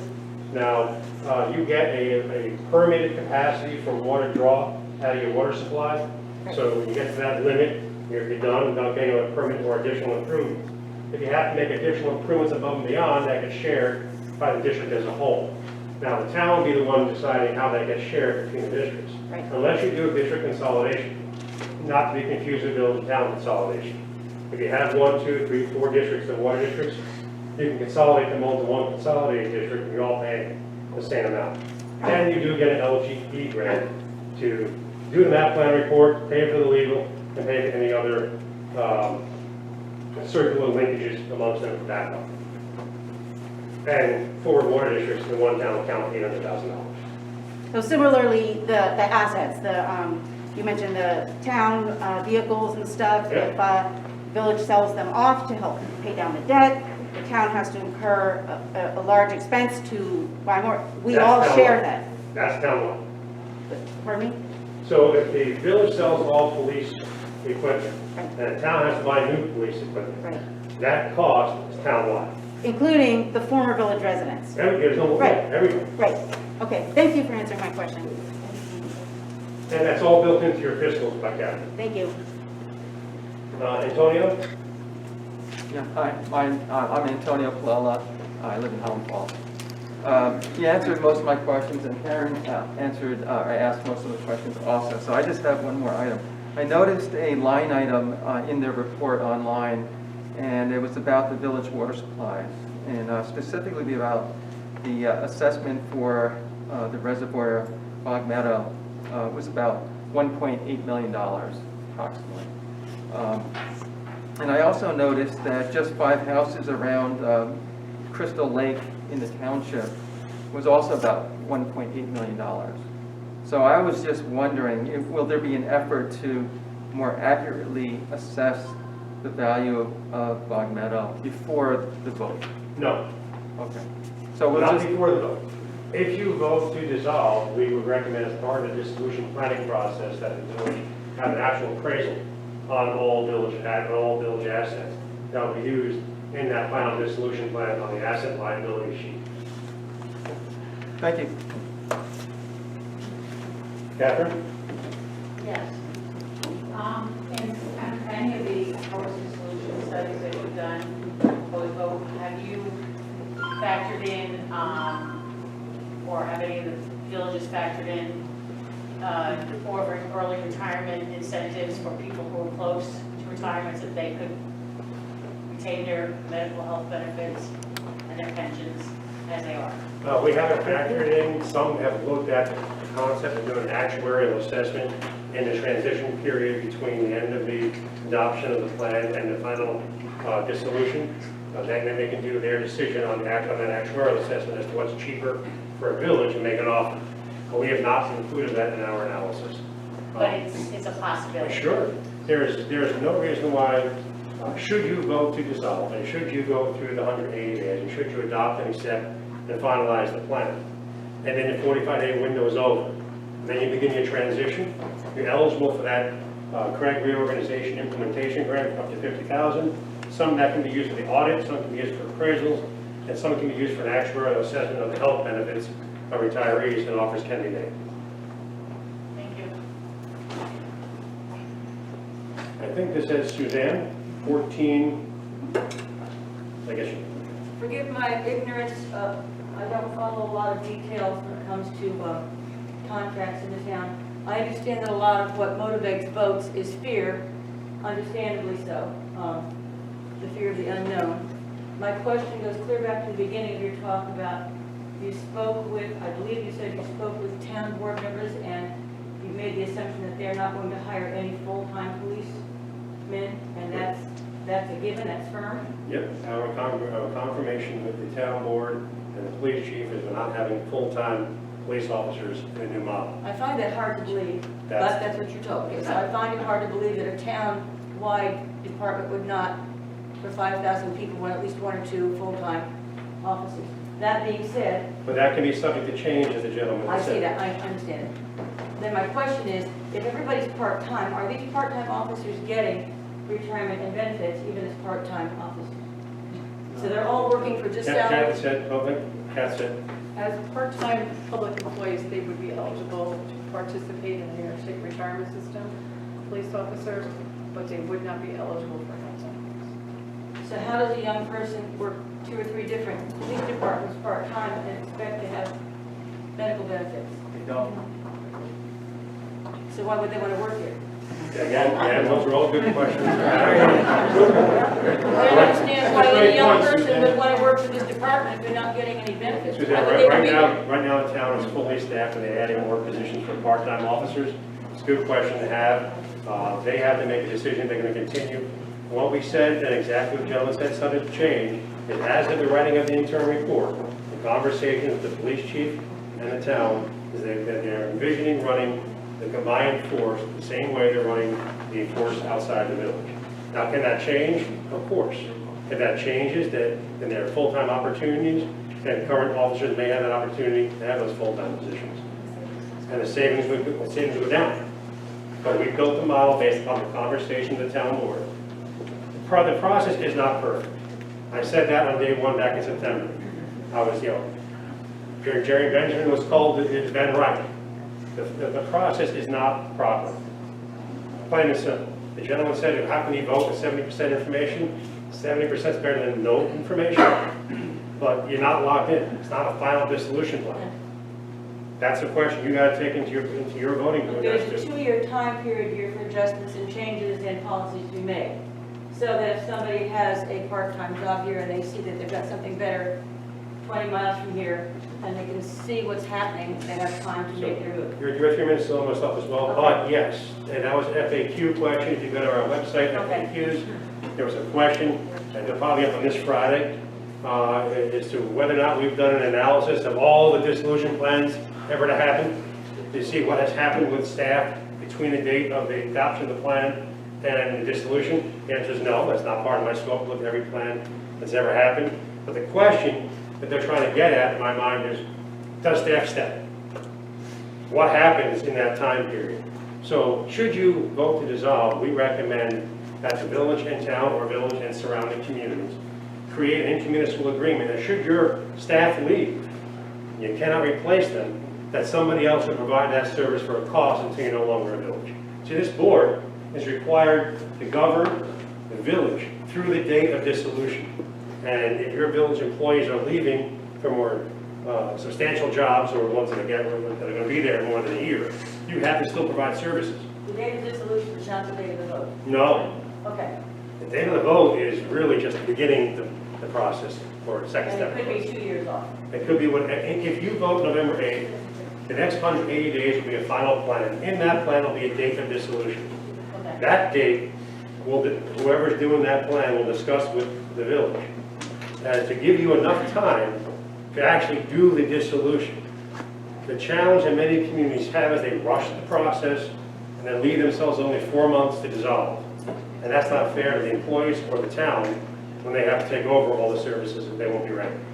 So we recommend at least to March 31st, and that gives you your tax credit the following September. But for town tax purposes, you go to the end of the town fiscal year. Or else you're dealing with part-town years, quarter taxes, reimbursements, and you're all messed up. All right, I think it says Tricia, a 55 Rose Drive. Thank you so much. I've had my questions answered. I can't hear you. Thank you so very much, but I've had my questions answered. Thank you for those who asked questions. Okay. That was a good one. Cindy? Right here, my questions are answered too. Yeah, I'm going to take her question.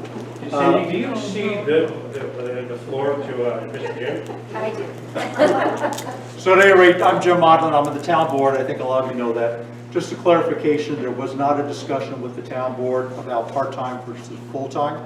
There was for the police department, there was a discussion with the chief. That may have been a misinterpretation, but if you have any questions, please come to the town board meeting next Monday, and we can certainly talk about it. Yes. But the Jim, current model... Jim, I have an email back from the supervisor confirming the information from the police chief. Yes, from the supervisor and the police chief, not the town board. And decisions are made on the town board. Yes, decisions are made by the town board. And so I just want to make sure everyone's clear about that. There are some of us on the town board, you're looking at one right now, that is not convinced that part-time police employees, still a full-time police coverage, but part-time police employees may not be the best model going forward. So again, if you want to talk about this at the town board meeting, I'd like to do that. I just wanted to clarify that. Thank you. I don't want to interrupt, but just now that we're in this time crunch, and what at least I just heard for the first time, as not only a village board member, but a resident, that comment, and I appreciate that comment sincerely, but does that comment potentially throw the model off? It does throw the model off, but as the gentleman said, that they're subject to change. That's right. So if you end up adding full-time police officers, the reduction of taxes disappears or is lowered, and the increase in cost of town taxes won't be high. Okay, sorry, I didn't... Listen, this is important, because this is the #1 issue as far as I'm concerned. Bog Meadow is second. But if that comes to pass, then there's no savings. Because the savings is coming from the police department. And dispatch. And dispatch, and there's no savings. If you go to full-time police officers without emotion, well, be straight, the tax reduction gets reduced or eliminated on the village. The tax increases on the town. And the only savings you see is in the eliminated dispatch. And so anywhere within that model, and what the mayor is saying, and what Jim is saying, and what the gentleman said about subject to change, and what Jim just alluded to, is that anything can happen after dissolution of which the village government has no say in. It's only the town. So now if the town decides, no, you guys are right, we need to have a supervisor on weekends. I mean, the issues you deal with in the village police department are real, and we need those. You could have an increased police department and an increased cost. I can't model that. This is not a police dissolution or a police consolidation plan. You have one already. You can go back and continue that going forward. That's not my charge. My charge is based upon the information provided to us by the police chief, the town supervisor, boards, the village and town to produce a plan, and you guys have some information on it. Can I say something to them since everybody's already chiming in? One is there is savings. You have almost $1 million in CETC that you're getting annually from New York State as a Karen. Ben has said that before. So that is part of the savings, right? Almost $1 million. And yes, it's not duplicative services, it's more of a merging. I've said that multiple times, but everybody wanting to play words with me. So it's not a duplicative service, but it's becoming one of everything. Ms. Steller, also very quickly, because I have to yield the floor, you have to look at Open Book New York or See Through New York to get those numbers. don't make phone calls to, you can, of course, as you did, to the different villages like you did, but the number is correct. We're number 2 highest in Orange County in taxes. Why So does it- please look at the website. What does it say in the paper? I'll let you guys argue that after. Constantine. Constantino Saxes. Has the town board or the supervisor, either one where you spoke to, indicated whether they would apply the CETC credit 100% or 70%? No, they haven't, and I'll be honest, most towns cannot at this juncture guarantee whether it's 70 to 100, because you don't yet know all the full extent of the asset liability distribution nor what they have to do in the first 2 years. So they can preliminarily say, oh sure, I'll put 100% towards, but if the village liquidates its assets, all of a sudden they have to have a capital plan in place that wasn't anticipated. So that's why we use 70 to 100 as your range. 100 being the best case, 70% being the worst case. I do know that in my conversation that everyone's concerned with taxes in the village and the town, and wherever possible, they want to find efficiencies, both the village and the town. Wherever possible, they'll use any tax credits or grants available to lower any costs. Kathy alluded to the bond that was approved years ago, has not been spent. The village is still looking for New York water grants and other grants to reduce that. Everyone's looking to lower costs wherever possible. But no one can guarantee a 70 or 100 until after you dissolve and you see what you're left with. It's like you buy a house, you walk in, everything looks good when the inspector was there, and then you turn on the water the first time everything breaks. You didn't account for that in your estimate, so we can't decide 70 or 100. That's understandable, thank you, sir. Jay Odell? Yeah, you know. Still your turn.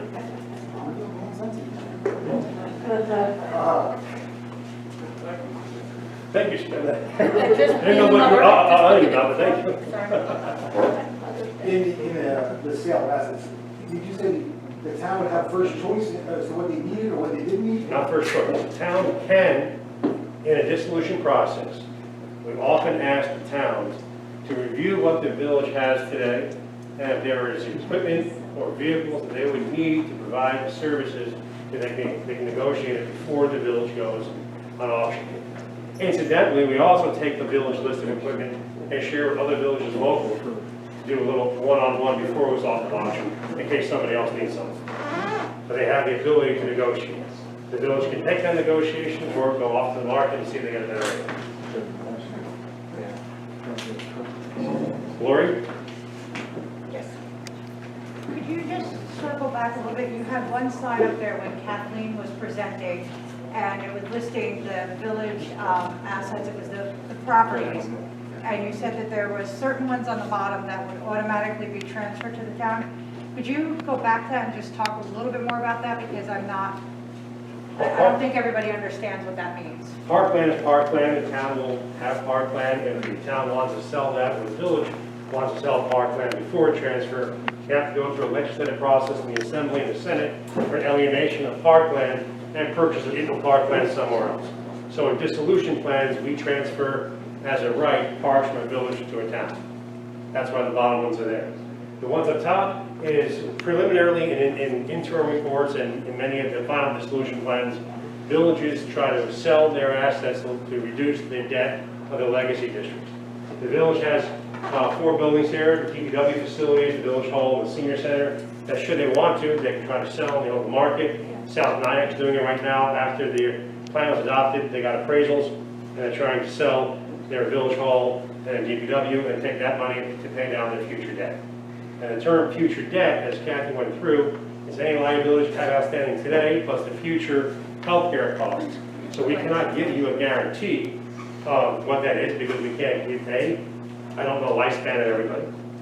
B, I'm not an actuarial accountant to determine based upon the national averages what your amount will be. But you pay until it's no longer needed. Your debt's paid off and no one is drawing money for health benefits. And then the sewer and the water The water and sewer become town properties, and you would create a water district and a sewer district. Right, I understand. There was some question before about water, particularly Bog Meadow, and and that, you know, the water could be sold off or... So you can, according to state law, and NICOM confirmed, NICOM is New York Conference of Mayors, municipalities have the ability to do two things. One is they can only sell assets that they have in equipment and vehicles and buildings if it's deemed surplus and no longer needed. By virtue of village dissolution vote, that counts. As far as the water and sewer infrastructure, that can be transferred to another utility, whether it's a private utility or a public utility, whether it's like an authority or like Suez or American Water. The town has the ability to do that. There have been no discussions with the town as to that, but NICOM did opine that it is eligible, you can do that. And I asked that question because it was a question on that FAQs that came in. But for the town to, for a municipality to privatize their water or their sewer, there's a huge process, and that's also subject to permissive referendum too. Thank you. Jason? Hey, how you doing? Jay Torpy. I'm currently the OSD for the Highland Falls Police Department. But here tonight, I'm here as the Sergeant at Arms for the Patrolmen's Benevolent Association. I think it's important that everybody in the room understand that the Town of Highlands Police Department is the only all part-time police department in Orange County. And if this was such a successful, efficient business model, why are not other municipalities doing the same thing? That's my first question. I don't have an answer for that. Second, during your studies, did you find any differences in call volume, cases, crime rates, and arrests between the two departments? Yeah. In this study, some of that data is provided. I'm going to use 2019 data because 2020, 2021 were a little impacted by something called COVID. So when looking at 19, the arrests in the town outside village was, I believe, 62 for the year. And I believe in the village, it was 172 arrests. Now, so there's a higher level of arrests in the village.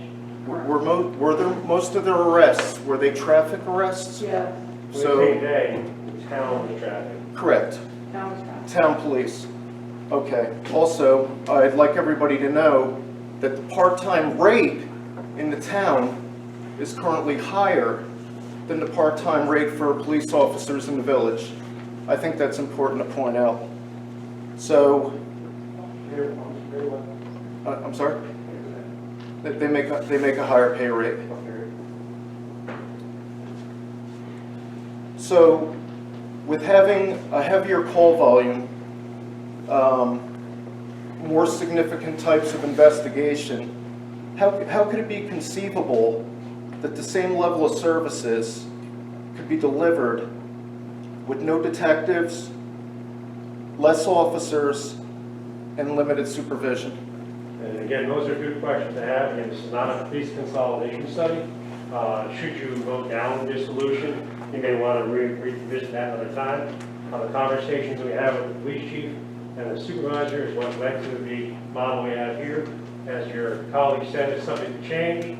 As the town board member said, not all town board members are in favor of this, so any additional staff that you would need to address an increased caseload, the challenges and differences in cases that you see in the village versus the town will impact your analysis. We have to have assumptions based upon our research and information provided. That is what is presented. There could very well be additional costs, which again would reduce the village tax cut and increase the town tax levy. So all that gets worked out as you go through a final dissolution. And last thing, has there been any account taken for impact bargaining? If the village is dissolved and the town officers have more duties and a bigger jurisdiction, they're going to want more money. Thank you, sir. I'm sorry, sir. Kathy's got it. Just a clarification. I did use the average wage of the town officers in the analysis of the existing town officers. So when you increased by 16 part-time officers, is that the town rate, not the village rate? I do not know what this one says. 427 Main Street? Ever faulted high. question is, can you address the long-term financial shifts between the town and the village? So as the village becomes kind of unburdened by its debt, in the best case scenario, the CTC still rolls in annually for perpetuity. So that would transfer some of the, even out the taxes, right, or for the town as well. So most of the costs that are going to dissipate over time are currently on the village tax base, meaning it's the debt service and the retiree health benefits. Everything else, and the fire, those aren't really, the fires are changing, in theory, your streets aren't changing. So it's really the things that are going to change over time, your health benefits and your debt. So what's going to happen is, right now, again, we're going to use this static point in time. If you look at the current village debt, and they did not issue any more debt between now and dissolution, that debt is going to slowly, by I think it's 2035, it will drop off. So that CETC that gets spread out over the town, or that CETC gets spread over the town. It's all spread over the Yeah, town. the CETC only goes to the value of townwide. It can't be used for just for the village. No, 70% goes to lower the tax levy. 30% goes to any other town expense. I think what you probably heard we did say was, it could be used if the town had to take on new debt to pay some of that debt. That would be the new town debt. And there is, something we discussed in the car, you're capped. Your CETC tax credit does not have an inflation in it. Another flaw in the law that I don't like, because there is no 3% cost of living increase. So your limit is what you get, 960 or thereabout, is all you're going to get every year forever. So the value of that 960 actually decreases slightly per year through the value of inflation. Yeah, but if I was to rewrite it, I would require a dissolution plan prior to a vote, or a second guarantee vote. And I would increase, you have put a cost of living increase into it so that there's more of a carrot kind of a thing. So it's not my law. As a town, you could look for those other opportunities with districts and the school board. Yes, and the school budget has nothing to do with this, but you can do additional shared services with the schools. You can share vehicle bays, you can share heavy equipment, you can share bus wash, car wash, truck wash, and do that. We do that now. You do that. Well, if you didn't do it, you could get money when they release it. If I believe this is a Ray Devereaux, possibly. He left. Okay, that was an easy question. 23 Lake Street, is it Eric? Yeah. Eric Smith. I'm currently the assistant fire chief. I don't know how the proposed fire district tax rate was come to, but I think it's fair to say that a fire district as opposed to a municipal village fire department is substantially more expensive. The village fire department, first of all, it has to vie for its piece of the pie, which naturally keeps it lower.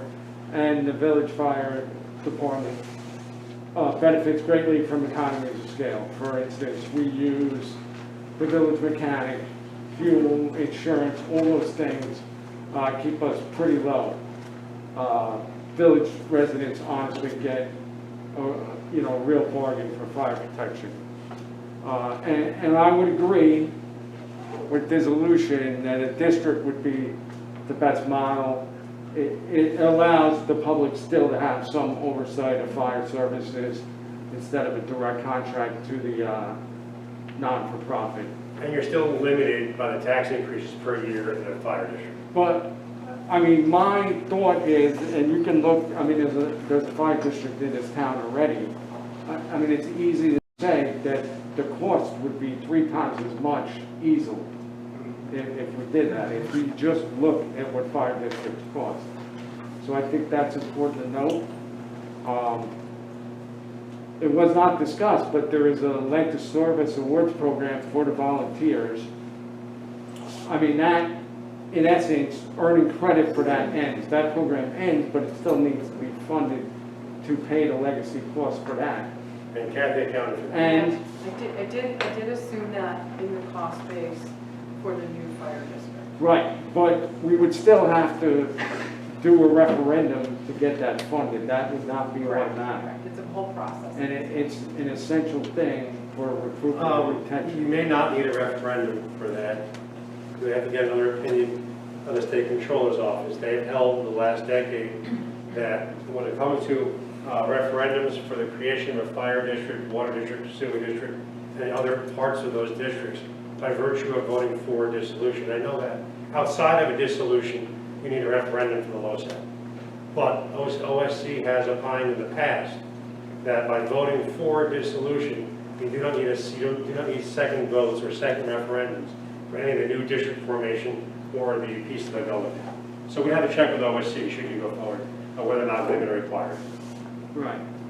It's a strange thing they're dealing with. So I guess the question is, like, what was determined to be the budget level for the fire district? How did you come at that per thousand? So we looked at the existing dollars that are in the village budget, which includes $60,000 that goes towards equipment. There's an equipment piece, there's insurance, there's workers' comp, there's the LoSAP. And then because it is going to be a new fire district, just to your point, that can't use as much of the village resources, we built in costs for legal, other contractual services, repairs, just as you're speaking, accounting, audit, etc. But you also accounted for the transfer of the equipment, vehicles, and personal protective gear to them, as opposed to buying everything out from scratch. Understood. Okay? And then I also am the chairman of the Consolidated Planning Board. I know it's mentioned here, and we talk a lot about money tonight. There would be the necessity for a comp plan. I think we all agreed on that on the phone. And obviously, we would need to deal with the zoning in the now abandoned village. And I just want to state that that's a real big undertaking. We attempted to do it. We attempted to do it like 5 years ago, but it's a tremendous amount of work and it needs the stakeholders involved. I know we say we can get a grant and get that, but my opinion is you don't want people outside your community coming in and deciding your zoning. It's best if you use them as tools, but I just want everybody to realize the work that would be required, in the event of dissolution. Thank you, Eric. And yes, I'm trying to keep it to 3 minutes. I apologize. I keep putting my hands up. Kathy accounted for the comprehensive plan and the zoning ordinance rewrite in your estimated dissolution costs. So it's in there, and the transition costs. So if you were to dissolve, she could have put in 225 to 275, or included in that amount was a new townwide comp plan, a new townwide zoning ordinance, legal assistance for reviewing and adapting, modifying, repealing, or morphing your codes together, all the audits. We highly recommend audits of any municipality that's dissolving, so the town knows what they're getting on day one. Any appraisals go into that. Legal agreements, IMAs, which is intermunicipal agreements for interim should you need them. That's in that 225 to 275 for that transition assistance. The most you can get, if you get the grant, is $50,000 for town costs, $50,000 for village costs. There's some discussion at the state level as to whether or not that's actually true. That's historical, what they've been doing. It's hard read of the law. Lends it to believe that it's only one municipality gets to $50,000. That's not practice. So as of right now, it's still 50 and 50. Frank? Lilos? Yep. Frank Lillis, member of the Allen Falls Police Department. So what I kind of got from this whole presentation today, the possible savings could be $1.74 a day, maybe up to $2 if the full CT is implemented. I asked the people in the village, and I have a question on this, to ask yourself, is $1.74 to lose full-time police officers really worth dissolving the whole village? To me, the answer has got to be no. I like what Merv Lindsay said here. You're asking people to vote on something that you really don't know what the end picture will be. you don't really have all the information. And Mr. Marlin, I appreciate that. He recognizes that we cannot run this place on a part-time department. But if you get people in like Joe DeWitt, he's running for the board, he's with this group. We might be only part-time. Frank, you don't know I don't want to get involved in. Guys. I'm just bringing him up because you're running for the board and I don't know. Talk to me first before you say The stuff, problem Frank. is, Frank, what's that? okay, I'm sorry. Please. And, Sorry. so, for that $1.74, and if in fact we do keep with the full-time department, because they do realize you can't do it on a part-time department, and then we have no savings. So we're gonna dissolve the whole village, for no savings, possibly. Is that the question, possibly? Yeah, my question is, if we maintain a full-time police department and we keep our services with our dispatch that is there 24 hours a day, 7 days a week, if they do keep that, they decide that we need that, we do need a full-time department, then there may be no savings? That's the question. Could there possibly be no savings, in fact, may go up? The only savings you would get, well, you get not savings, you get a revenue increase of the CETC. But because the amount saved percentage-wise will be reduced at the village level. If you keep all the police full-timers, and dispatch goes away, you save about 450,000, plus you get the CETC, but it's a nominal decrease in taxes. So I say this in September, and I say this for the last decade. When you all vote, you're not voting on people. You're not voting on whether you like the town board better or the village board better. You're not voting on personalities, because people change on elections. You're voting on the form of government, and is a dissolved in one town and government better or worse. Also, though, for your point, you're voting on the police issue, which is not fully developed yet, because this is not a police consolidation study. You heard from Jim now that some of the information that was given to us isn't fully voted on by the town board, so your numbers may change. So again, your numbers you presented here of a cup of coffee a day, maybe a smaller cup. And then maybe a McDonald's any size for $1 a cup. It definitely will not be a Starbucks. Well, I did ask that question at a town board meeting to the supervisor himself. He said they had no intention. And I know, Mr. Marlin, you're a member of that town board, so you have a vote obviously also. Well, so Frank, what your colleague said, Marvin? Merv. Is absolutely correct, and that it's subject to change. So the entire plan, this is what I said was a flaw, is subject to change. So it's not for me to say you're voting on half a plan or 70% of the plan. If you're voting on an interim plan, it gives you information. Right. But you're voting to dissolve the village at this point. But my point is, once you vote and the dissolve takes place, the dissolution takes place, and then all of a sudden we realize we still need the full-time department, then it's too late, and then So to go back to that slide earlier, it's a lot of slides, so I'll just keep clicking to get to the chart. Somebody tell me to stop when I get there. There. Oh, look at that. So you go back to here. Let's see if I find this. We have the 180 days, you have to develop a plan. That plan, that final dissolution plan, you vote on November 8th, and one more person votes for it than against. You now voted to dissolve. Now the village has to do a final dissolution plan. In theory, the village and town will work together to answer all the questions you can on all the issues you guys are bringing up on staffing, facilities. The town still doesn't have a vote. The town board still doesn't adopt a plan. But we hope that the town board participates as they have been so far in providing answers to the questions that you have and more further developed. You only had 60 days so far. You get 3 times that amount. Hopefully you have more information, more answers. If at that point, and the village has to by law, they use the word adopt, but really accept the plan because they don't really adopt the plan until after the public hearing. They then have a public hearing. And if it's still determined by the public, you don't like the answers, after they adopt it, there's a 45-day window for a second petition. But unlike the 10% you needed to start the process, you need 2.5 times, you need 25% of your voters to sign a petition to force that second vote. That second vote is on the plan. And this is the little fuzzy part in the law again. If you vote no, does that mean you voted no on the plan? Or does that mean you vote no to dissolution? History, precedent, has been dissolution stops if you vote no that second time. The Department of State has issued an opinion that it stops at that second vote. Somebody with a black robe will have to make a judicial decision should a case be filed with that for determination, if it's not clear. So there's still a lengthy process, which is again why in a dissolution plan, you put as long a time as you can into it, so you can work these things through. Okay, thank you. And one So more- we have it real quick. Real quick question.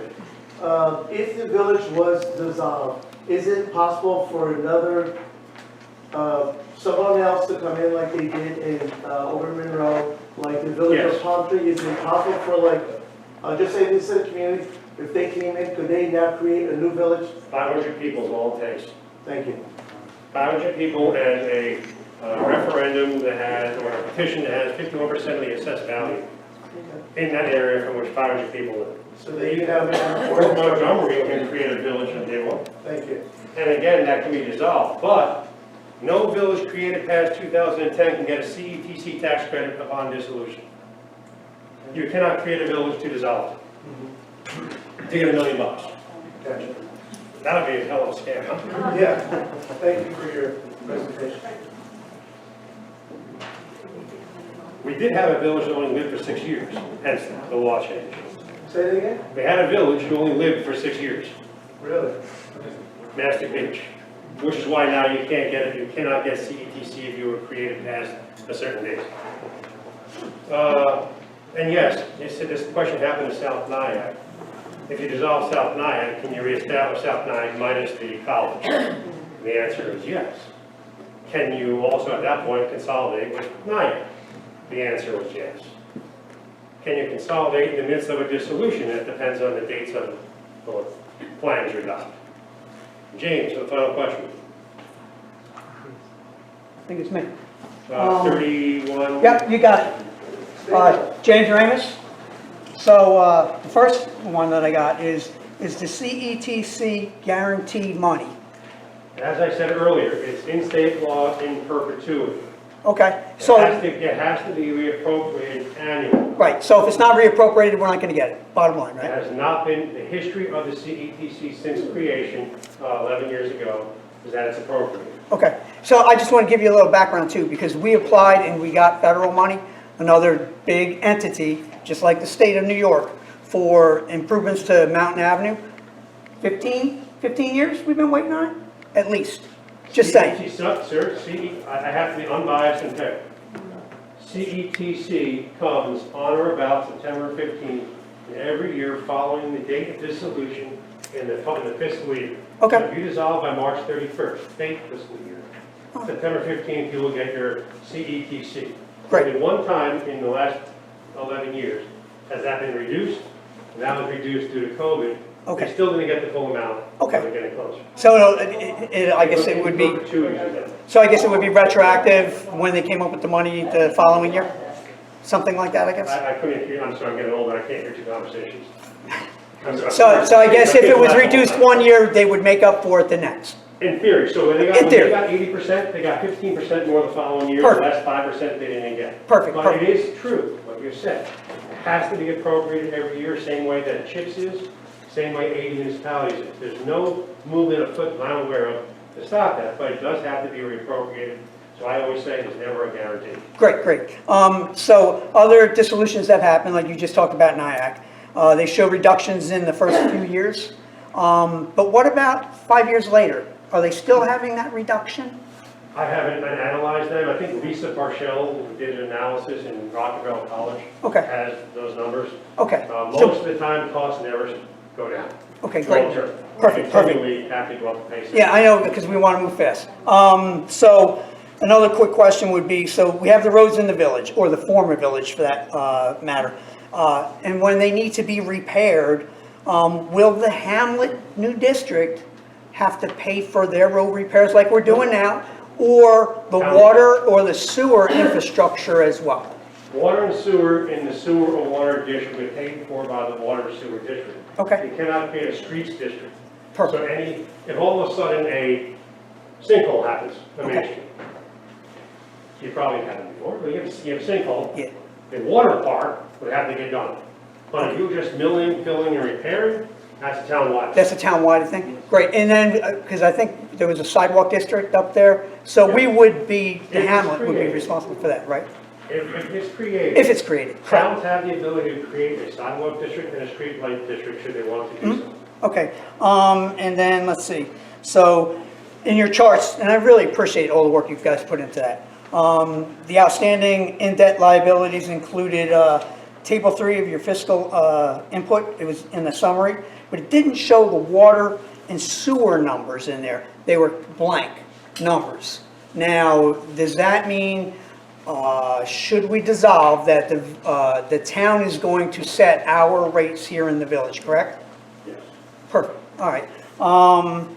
And then, you know, we put a lot of blood, sweat, and tears. My parents, everybody's parents here, grandparents, great-grandparents, and the people that live here now into Bog Meadow. And I just find it disheartening that we would lose Bog Meadow, 174 acres, that the village residents have paid for, and we paid for it, raised the dam, in order to give the town more water, and we're gonna lose that all. That's all I got. Well, not, I'm not trying to be argumentative and I'm not trying to go, well, you don't lose it, the town-wide gets it, you won't fully have control over it. So your asset is no longer your asset, you're now giving away your asset to somebody else. So it's like buying a car, but giving it to somebody else to drive. It's like my daughter buying it and my son getting to borrow it all the time. Exactly. Thank you. I couldn't hear the question. But the village, you said that, 50% scope. The village has 58% of those. So, That's only if you're counting West Point. If you're no, only no, no, no, no, counting- no, no, no. What's the, Townwide. Townwide. Townwide. Yes, There are some. yeah, there's about, you gave 420 West Point voters. So if you're only counting Fort Montgomery and Highland Falls is 71% of your representation in the town. The town is 71% Highland Falls. So it's 58% if you count West Point voters, but by history, the West Point voters only come during national elections. And the reason why, just so you know, I'm trusting her, the reason why we count it is because they can vote. So we're going to turn it over to any other questions. West Point people can vote if they're registered here in a town Absolutely. election. They So, cannot vote in a village election, only a town. that's correct. Which is why we put it in. So, I know I see hands go up for people who have already spoken, so we gotta. I first want to go to the board because we Yeah. haven't had any votes. And I just want, I'm Question. gonna ask you to recognize these folks who came in late, and then that's it. Okay. Folks who came in late, gentlemen, you're closer, so still going in way behind. Harvey Gray, I have two questions. One, if we do dissolve, go to a police department, by your chart, it says they're gonna have to add 16 officers. Part-time. Part-time. Can they handle 16 officers in a one-room police station? That has not been part of the discussion. I understand that. It was a question though, because I don't think they can. Second question, the water department and the sewer department, if the assets are turned over to the town, there are bonds for repairs, etc., on those assets. Yep. If the town then says, oh, let's add more sewers down in Fort Montgomery, we'll hook them up to the village sewer system, and let's add more water lines and we'll hook it up to get more water. Now you've gone beyond the scope of what we paid for. Is the town liable to take over some of that debt to pay for it because they're now using it for services outside the village? No, they would create a water district or a sewer district outside, and then they would control any kind of cost shift or share of the cost settled by those districts, or they can consolidate. Or they can say, well, we got it, we've used the water, but no, we're not gonna, if we live down there, why should we pay more? We'll just let the legacy district pay off the debt. So I don't have a crystal ball. But they could do that. Their negotiation. They but could do that, though. They could do whatever they want with setting their rates. Thank you. But that would be between you and your board. The lady behind you. I have a few questions. My first question is, in regard to the grant funding that would be applied to lower taxes in the event of dissolution for permanent residents who own property in the village. It's How- all, it's not for just those that own permanent. No, I'm just saying people who own property are the people who pay the taxes on the property, So who you're- benefit from a credit to the property. All taxable, all right, you have an amount to be raised by tax in the town budget. That will be reduced by your tax credit and then reassessed to everybody that owns property.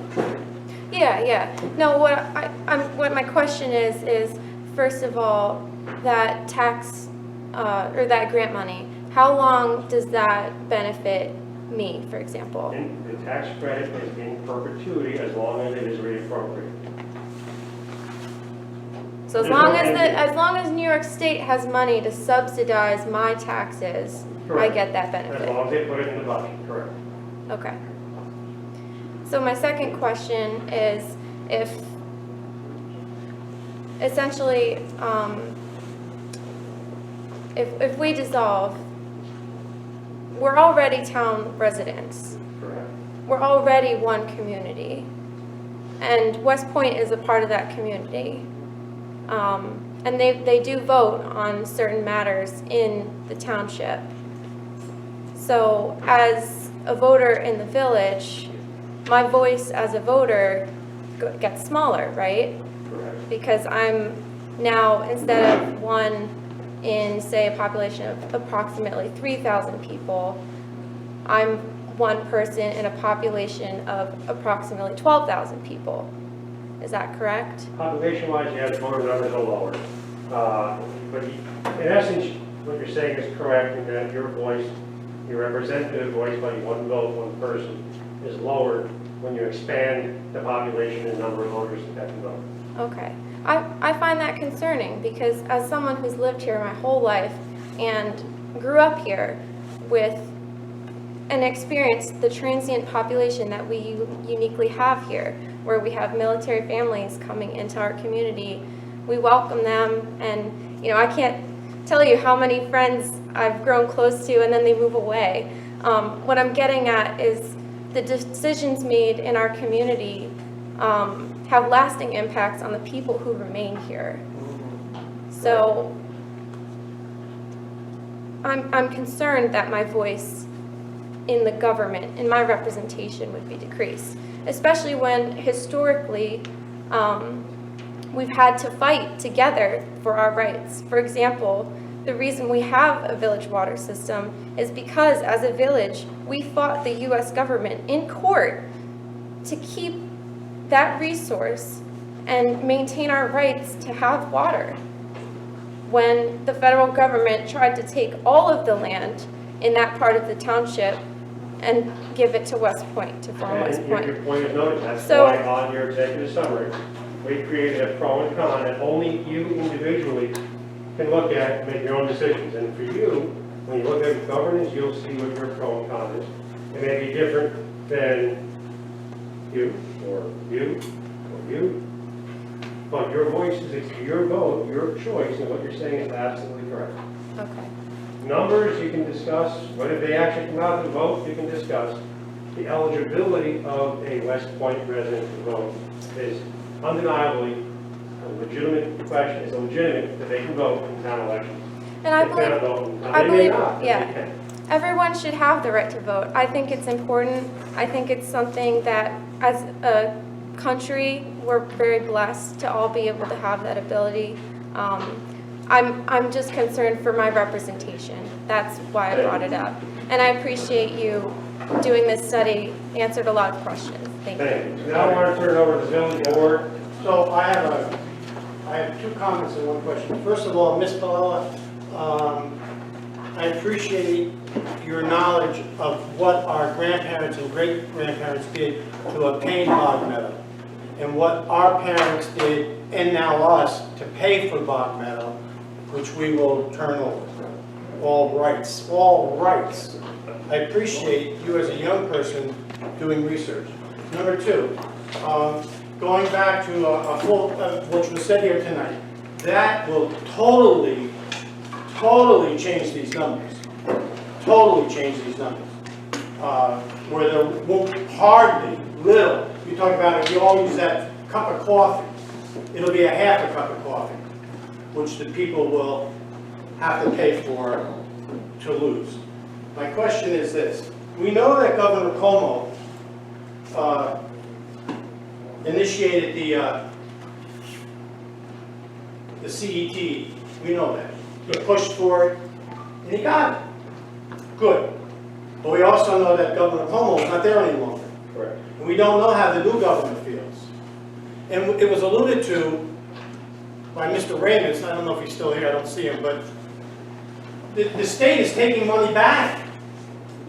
Not CETs, that, but they're taking money back from municipalities that were granted awards. It's happened in the village. Not CETC. No, I said not that. Not that. But just to end this, I want to get the letters right. CETE has to be authorized every year by the New York State Legislature. Correct? It has to be put into the budget. Correct. And correct. Has to be paid. It has to be passed. correct. That's another way of putting it. I agree with you, and it has to be passed. So there's no certainty. There's no certainty there. There's no certainty, but there's also no precedent. I got you. But when the state is looking for money, especially because of COVID, that's why they're taking money back. They're broke. So I'm not going to. Well, you know. Debate on that. Okay, that's my comment. Thank you so much. You did a great job. Any other trustees have any questions or comments that we haven't asked or answered so far? I want to make sure you all have the opportunity to speak. You know, my only comment really, you know, I appreciate the study. I got through about 3/4 of it, and I'm usually a numbers guy, so I spend a lot of time on those. But the only thing that is a little concerning to me, and the time that you folks put into this, and a couple of the Zooms we had and stuff like that, is that you know, the board, myself, even Trustee Guerrera and myself, you know, we would, you know, spar about different things. But I remember saying multiple times in public that it would be good to get some kind of realistic commitment from the town in regards to police, because really, I think it's, whether you're talking to folks or we're talking, or other people talking to folks, it seems to be the biggest issue, I would think, for public safety. And I appreciate that we're getting it tonight, that we got a different suggestion of what that may look like.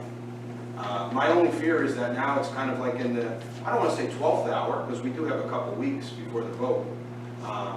But if there's an ability to get some information, instead of getting one comment and response from the supervisor, and now one comment response from a board member, if we can. And I'd be willing to, you know, just so the council member knows, I will be at the next town board meeting, because now I need to get, from just myself as a voter in the village, who's also a member of the town, I need some clarity for myself now. Because now I'm not sure what it looks like. Well, Ben, if it was to change, and if the town board was to wake up and say, yeah, we need a full-time department, would you, before the vote, would you have the ability to change those numbers so the public knows? Yeah, possibly. Possibly. Okay, that's fair. Depends on what time, what day. That's fair. Yeah, no, I mean, we're 2 weeks away. Yeah, no, so I guess my rounding it around home, if we get some information, or if we get better numbers, is it plausible to be able to plug it in? Potentially. Okay. It depends on the time. Right, okay.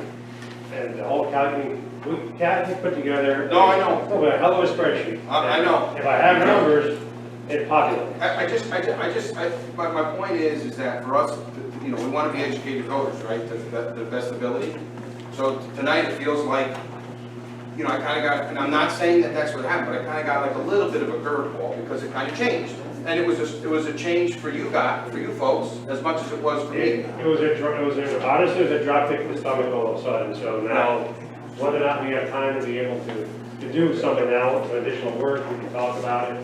So maybe the reality is, you know, towns sometimes participate, sometimes don't participate in term plans. You don't always have as much information as you want when you go to vote. Right. Plain and simple. I've had some towns that said, I will not talk to you at all after the vote. So now the residents really have just a supposition of what can happen. Right. The town was very supportive. They provided information. They provided us what a post-dissolution governance could look like. That's the model we used. Right. Merv mentioned subject to change. It's true. We said that from day one, that they don't have to violate any of it. The big bait and switch process can always happen. You notice that you're 58%, or as Mel said, maybe 70% if West Point doesn't vote. If you don't like what's going to happen to the town board and you dissolve, you vote them all out and you have a whole new vote. That's my issue with the process has always been, do not look at the people, look at the governance and see what model works. The young lady who finished up the conversation said that she loses her voice is diminished. It's true. But you still have a majority vote of the voters. So you all got to work this thing out. This police issue is not new. It's been going on for 15, 20 years. I agree. All right, regardless, if you vote no on dissolution as a populist, you've got to address this issue. Sure. Because it's going to hang over your heads forever. I guess what my comment is that I know that there are people in this room tonight, right now, that I know personally, who are numbers-driven folks. Right. But here's my answer back to you. If the town board, and I don't want to get in trouble for saying this, but they may hate me for this, and that's okay. If the town board who knows what information was provided to us had any other issues associated with that could have been shared with us, we would have put it in. So to tell me on today's date, October 18th, that we haven't all agreed on that, the numbers may change, it's like, well, why do we go through this process and why do we have information coming? All right, that puts then the validity of the process in question. That's why from the beginning we try to work together.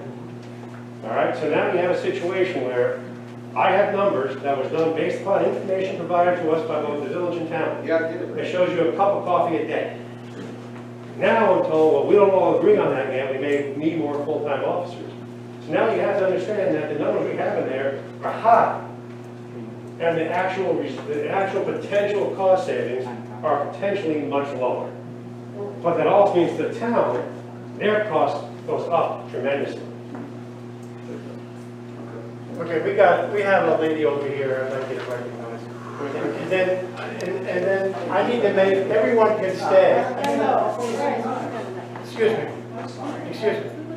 You spoke, this young lady over here did, thank you. Now, after she gets done, what I would like to do is to have a motion by my board to adjourn, but you all stay here. You all stay here.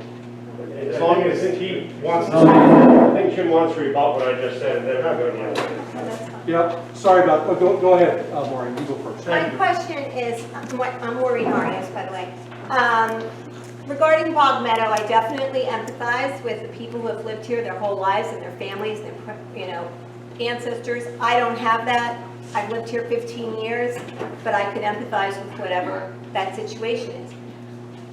I guess I need clarity on what the positive is, and the control issue, I'm not into control, I'm into what's best for the whole. So I need to know, and I don't have clarity on it, where the advantage would be on the water and sewer being, and I trust that the town board as a whole would care for the whole community, irregardless if they were here generations or not. I'm part of this, and I hope to stay here forever, for a long time, till I'm old. Because to me, it's a great little community where I could be a little old lady and don't need a car. I can walk everywhere. So it suits me. It's got culture, history, sports, got everything. The people that are coming in here are trying to plant themselves as well. So yes, we don't have history, but I believe we all care for the whole. So I'd like to know what the negative would be, except for lack of control. But if the whole town is working in unity, then we all have control. That's what I see, but I don't know for sure. Number two, what I understood was just because we're taking this vote right now, it's like a probationary period, if I understood correctly, that it could still be turned down within the 2 years. We have a time? No. Okay. Let me be clear. Give me that as a Number one is, It's not for me to give you the pros and cons, for you to decide on your own the pros and cons. That's a personal decision of what you value, the governance you want, representation, and the assets, the way you want your community to move. That's up to you. There is no guaranteed second vote. There is no probation period. You vote to dissolve November 8th, you're dissolved. Unless, at the end of the process, 25% of the registered voters, only in the village, sign another petition to force a second vote, and only if that vote goes down is dissolution over, pending a potential lawsuit. So you're voting on November 8th. I want to stay in village government or not. There's no probation. There's no guaranteed second bite of the apple. There's a process that gives you the ability to go to the store and get an apple. But there's no guaranteed second bite of that apple. Clear as day. You're not voting on a study. You're voting to dissolve your government as is. Thanks. Can I make one word comment? I know, Frank, that you've been minimized, people minimize that $1 a day. $1 a day adds up, okay? And it comes up to thousands at the end of the year. Yep. And I know you know, and you try, it's a percentage, a 29.2% reduction. Potentially pending mini police. When you, that's right. That was what she's telling you, that's with part-time police. You gotta let me finish. I'm sorry. Go ahead. And then Jim's gonna go. Don't and then minimize I'm $1 gonna- a day. You are correct, trustee. And that $1 a day is based upon a value of a $250,000 home, which is what the communities used to get it on their school information. Okay?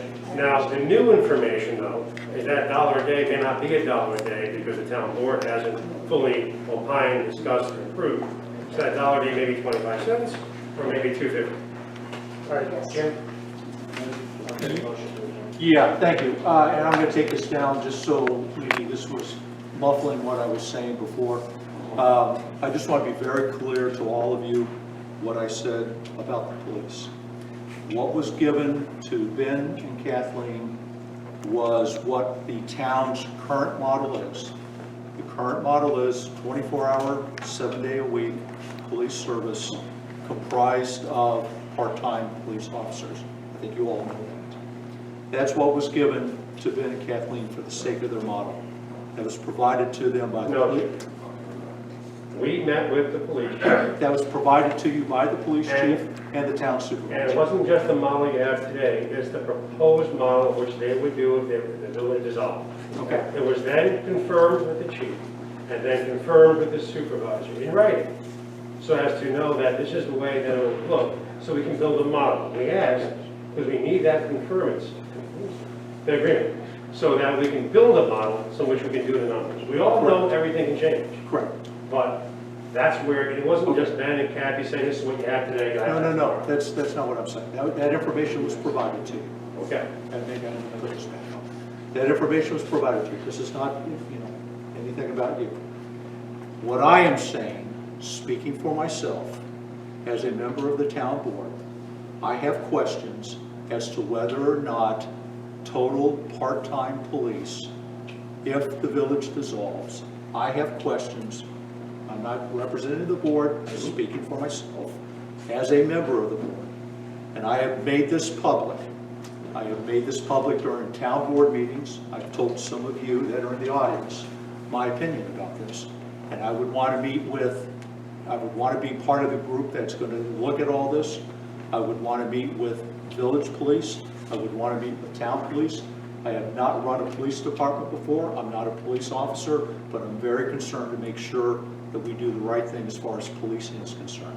So the supervisor knows that, the town board knows that. So do we, Jim. Yes, The problem with we've that talked is about it's too late. that. And so It's too late. all of this is going to have to be worked out. And I agree, the town is going to be part of this. I hope the village, if it is voted to dissolve, I hope the village brings us into the fold to be able to talk about these. So again, I'm representing my opinion and what I would be talking to the town board about. So I just All right, so Ben, what I just heard was that after the vote, you just said this, after the vote, we get together and work out how we're going to do policing. That's a little bit too late. That's not fair to these people here that live in the village. To vote now? They have to vote. Yeah, We're gonna have sure they have to deliberate. vote, but now this monkey wrench comes Okay. in. All right, Jim, you have anything to say? I'll be at the town board meeting. Okay, and I have a motion to adjourn. So moved. Motion by Jim Gonzalez, seconded by Mr. Howard, all in favor? Now, you all can stay here and ask more, Ben, you stay as long as you want. I'm going to stay a little longer. I'm not paying for a motel tonight, am I? No,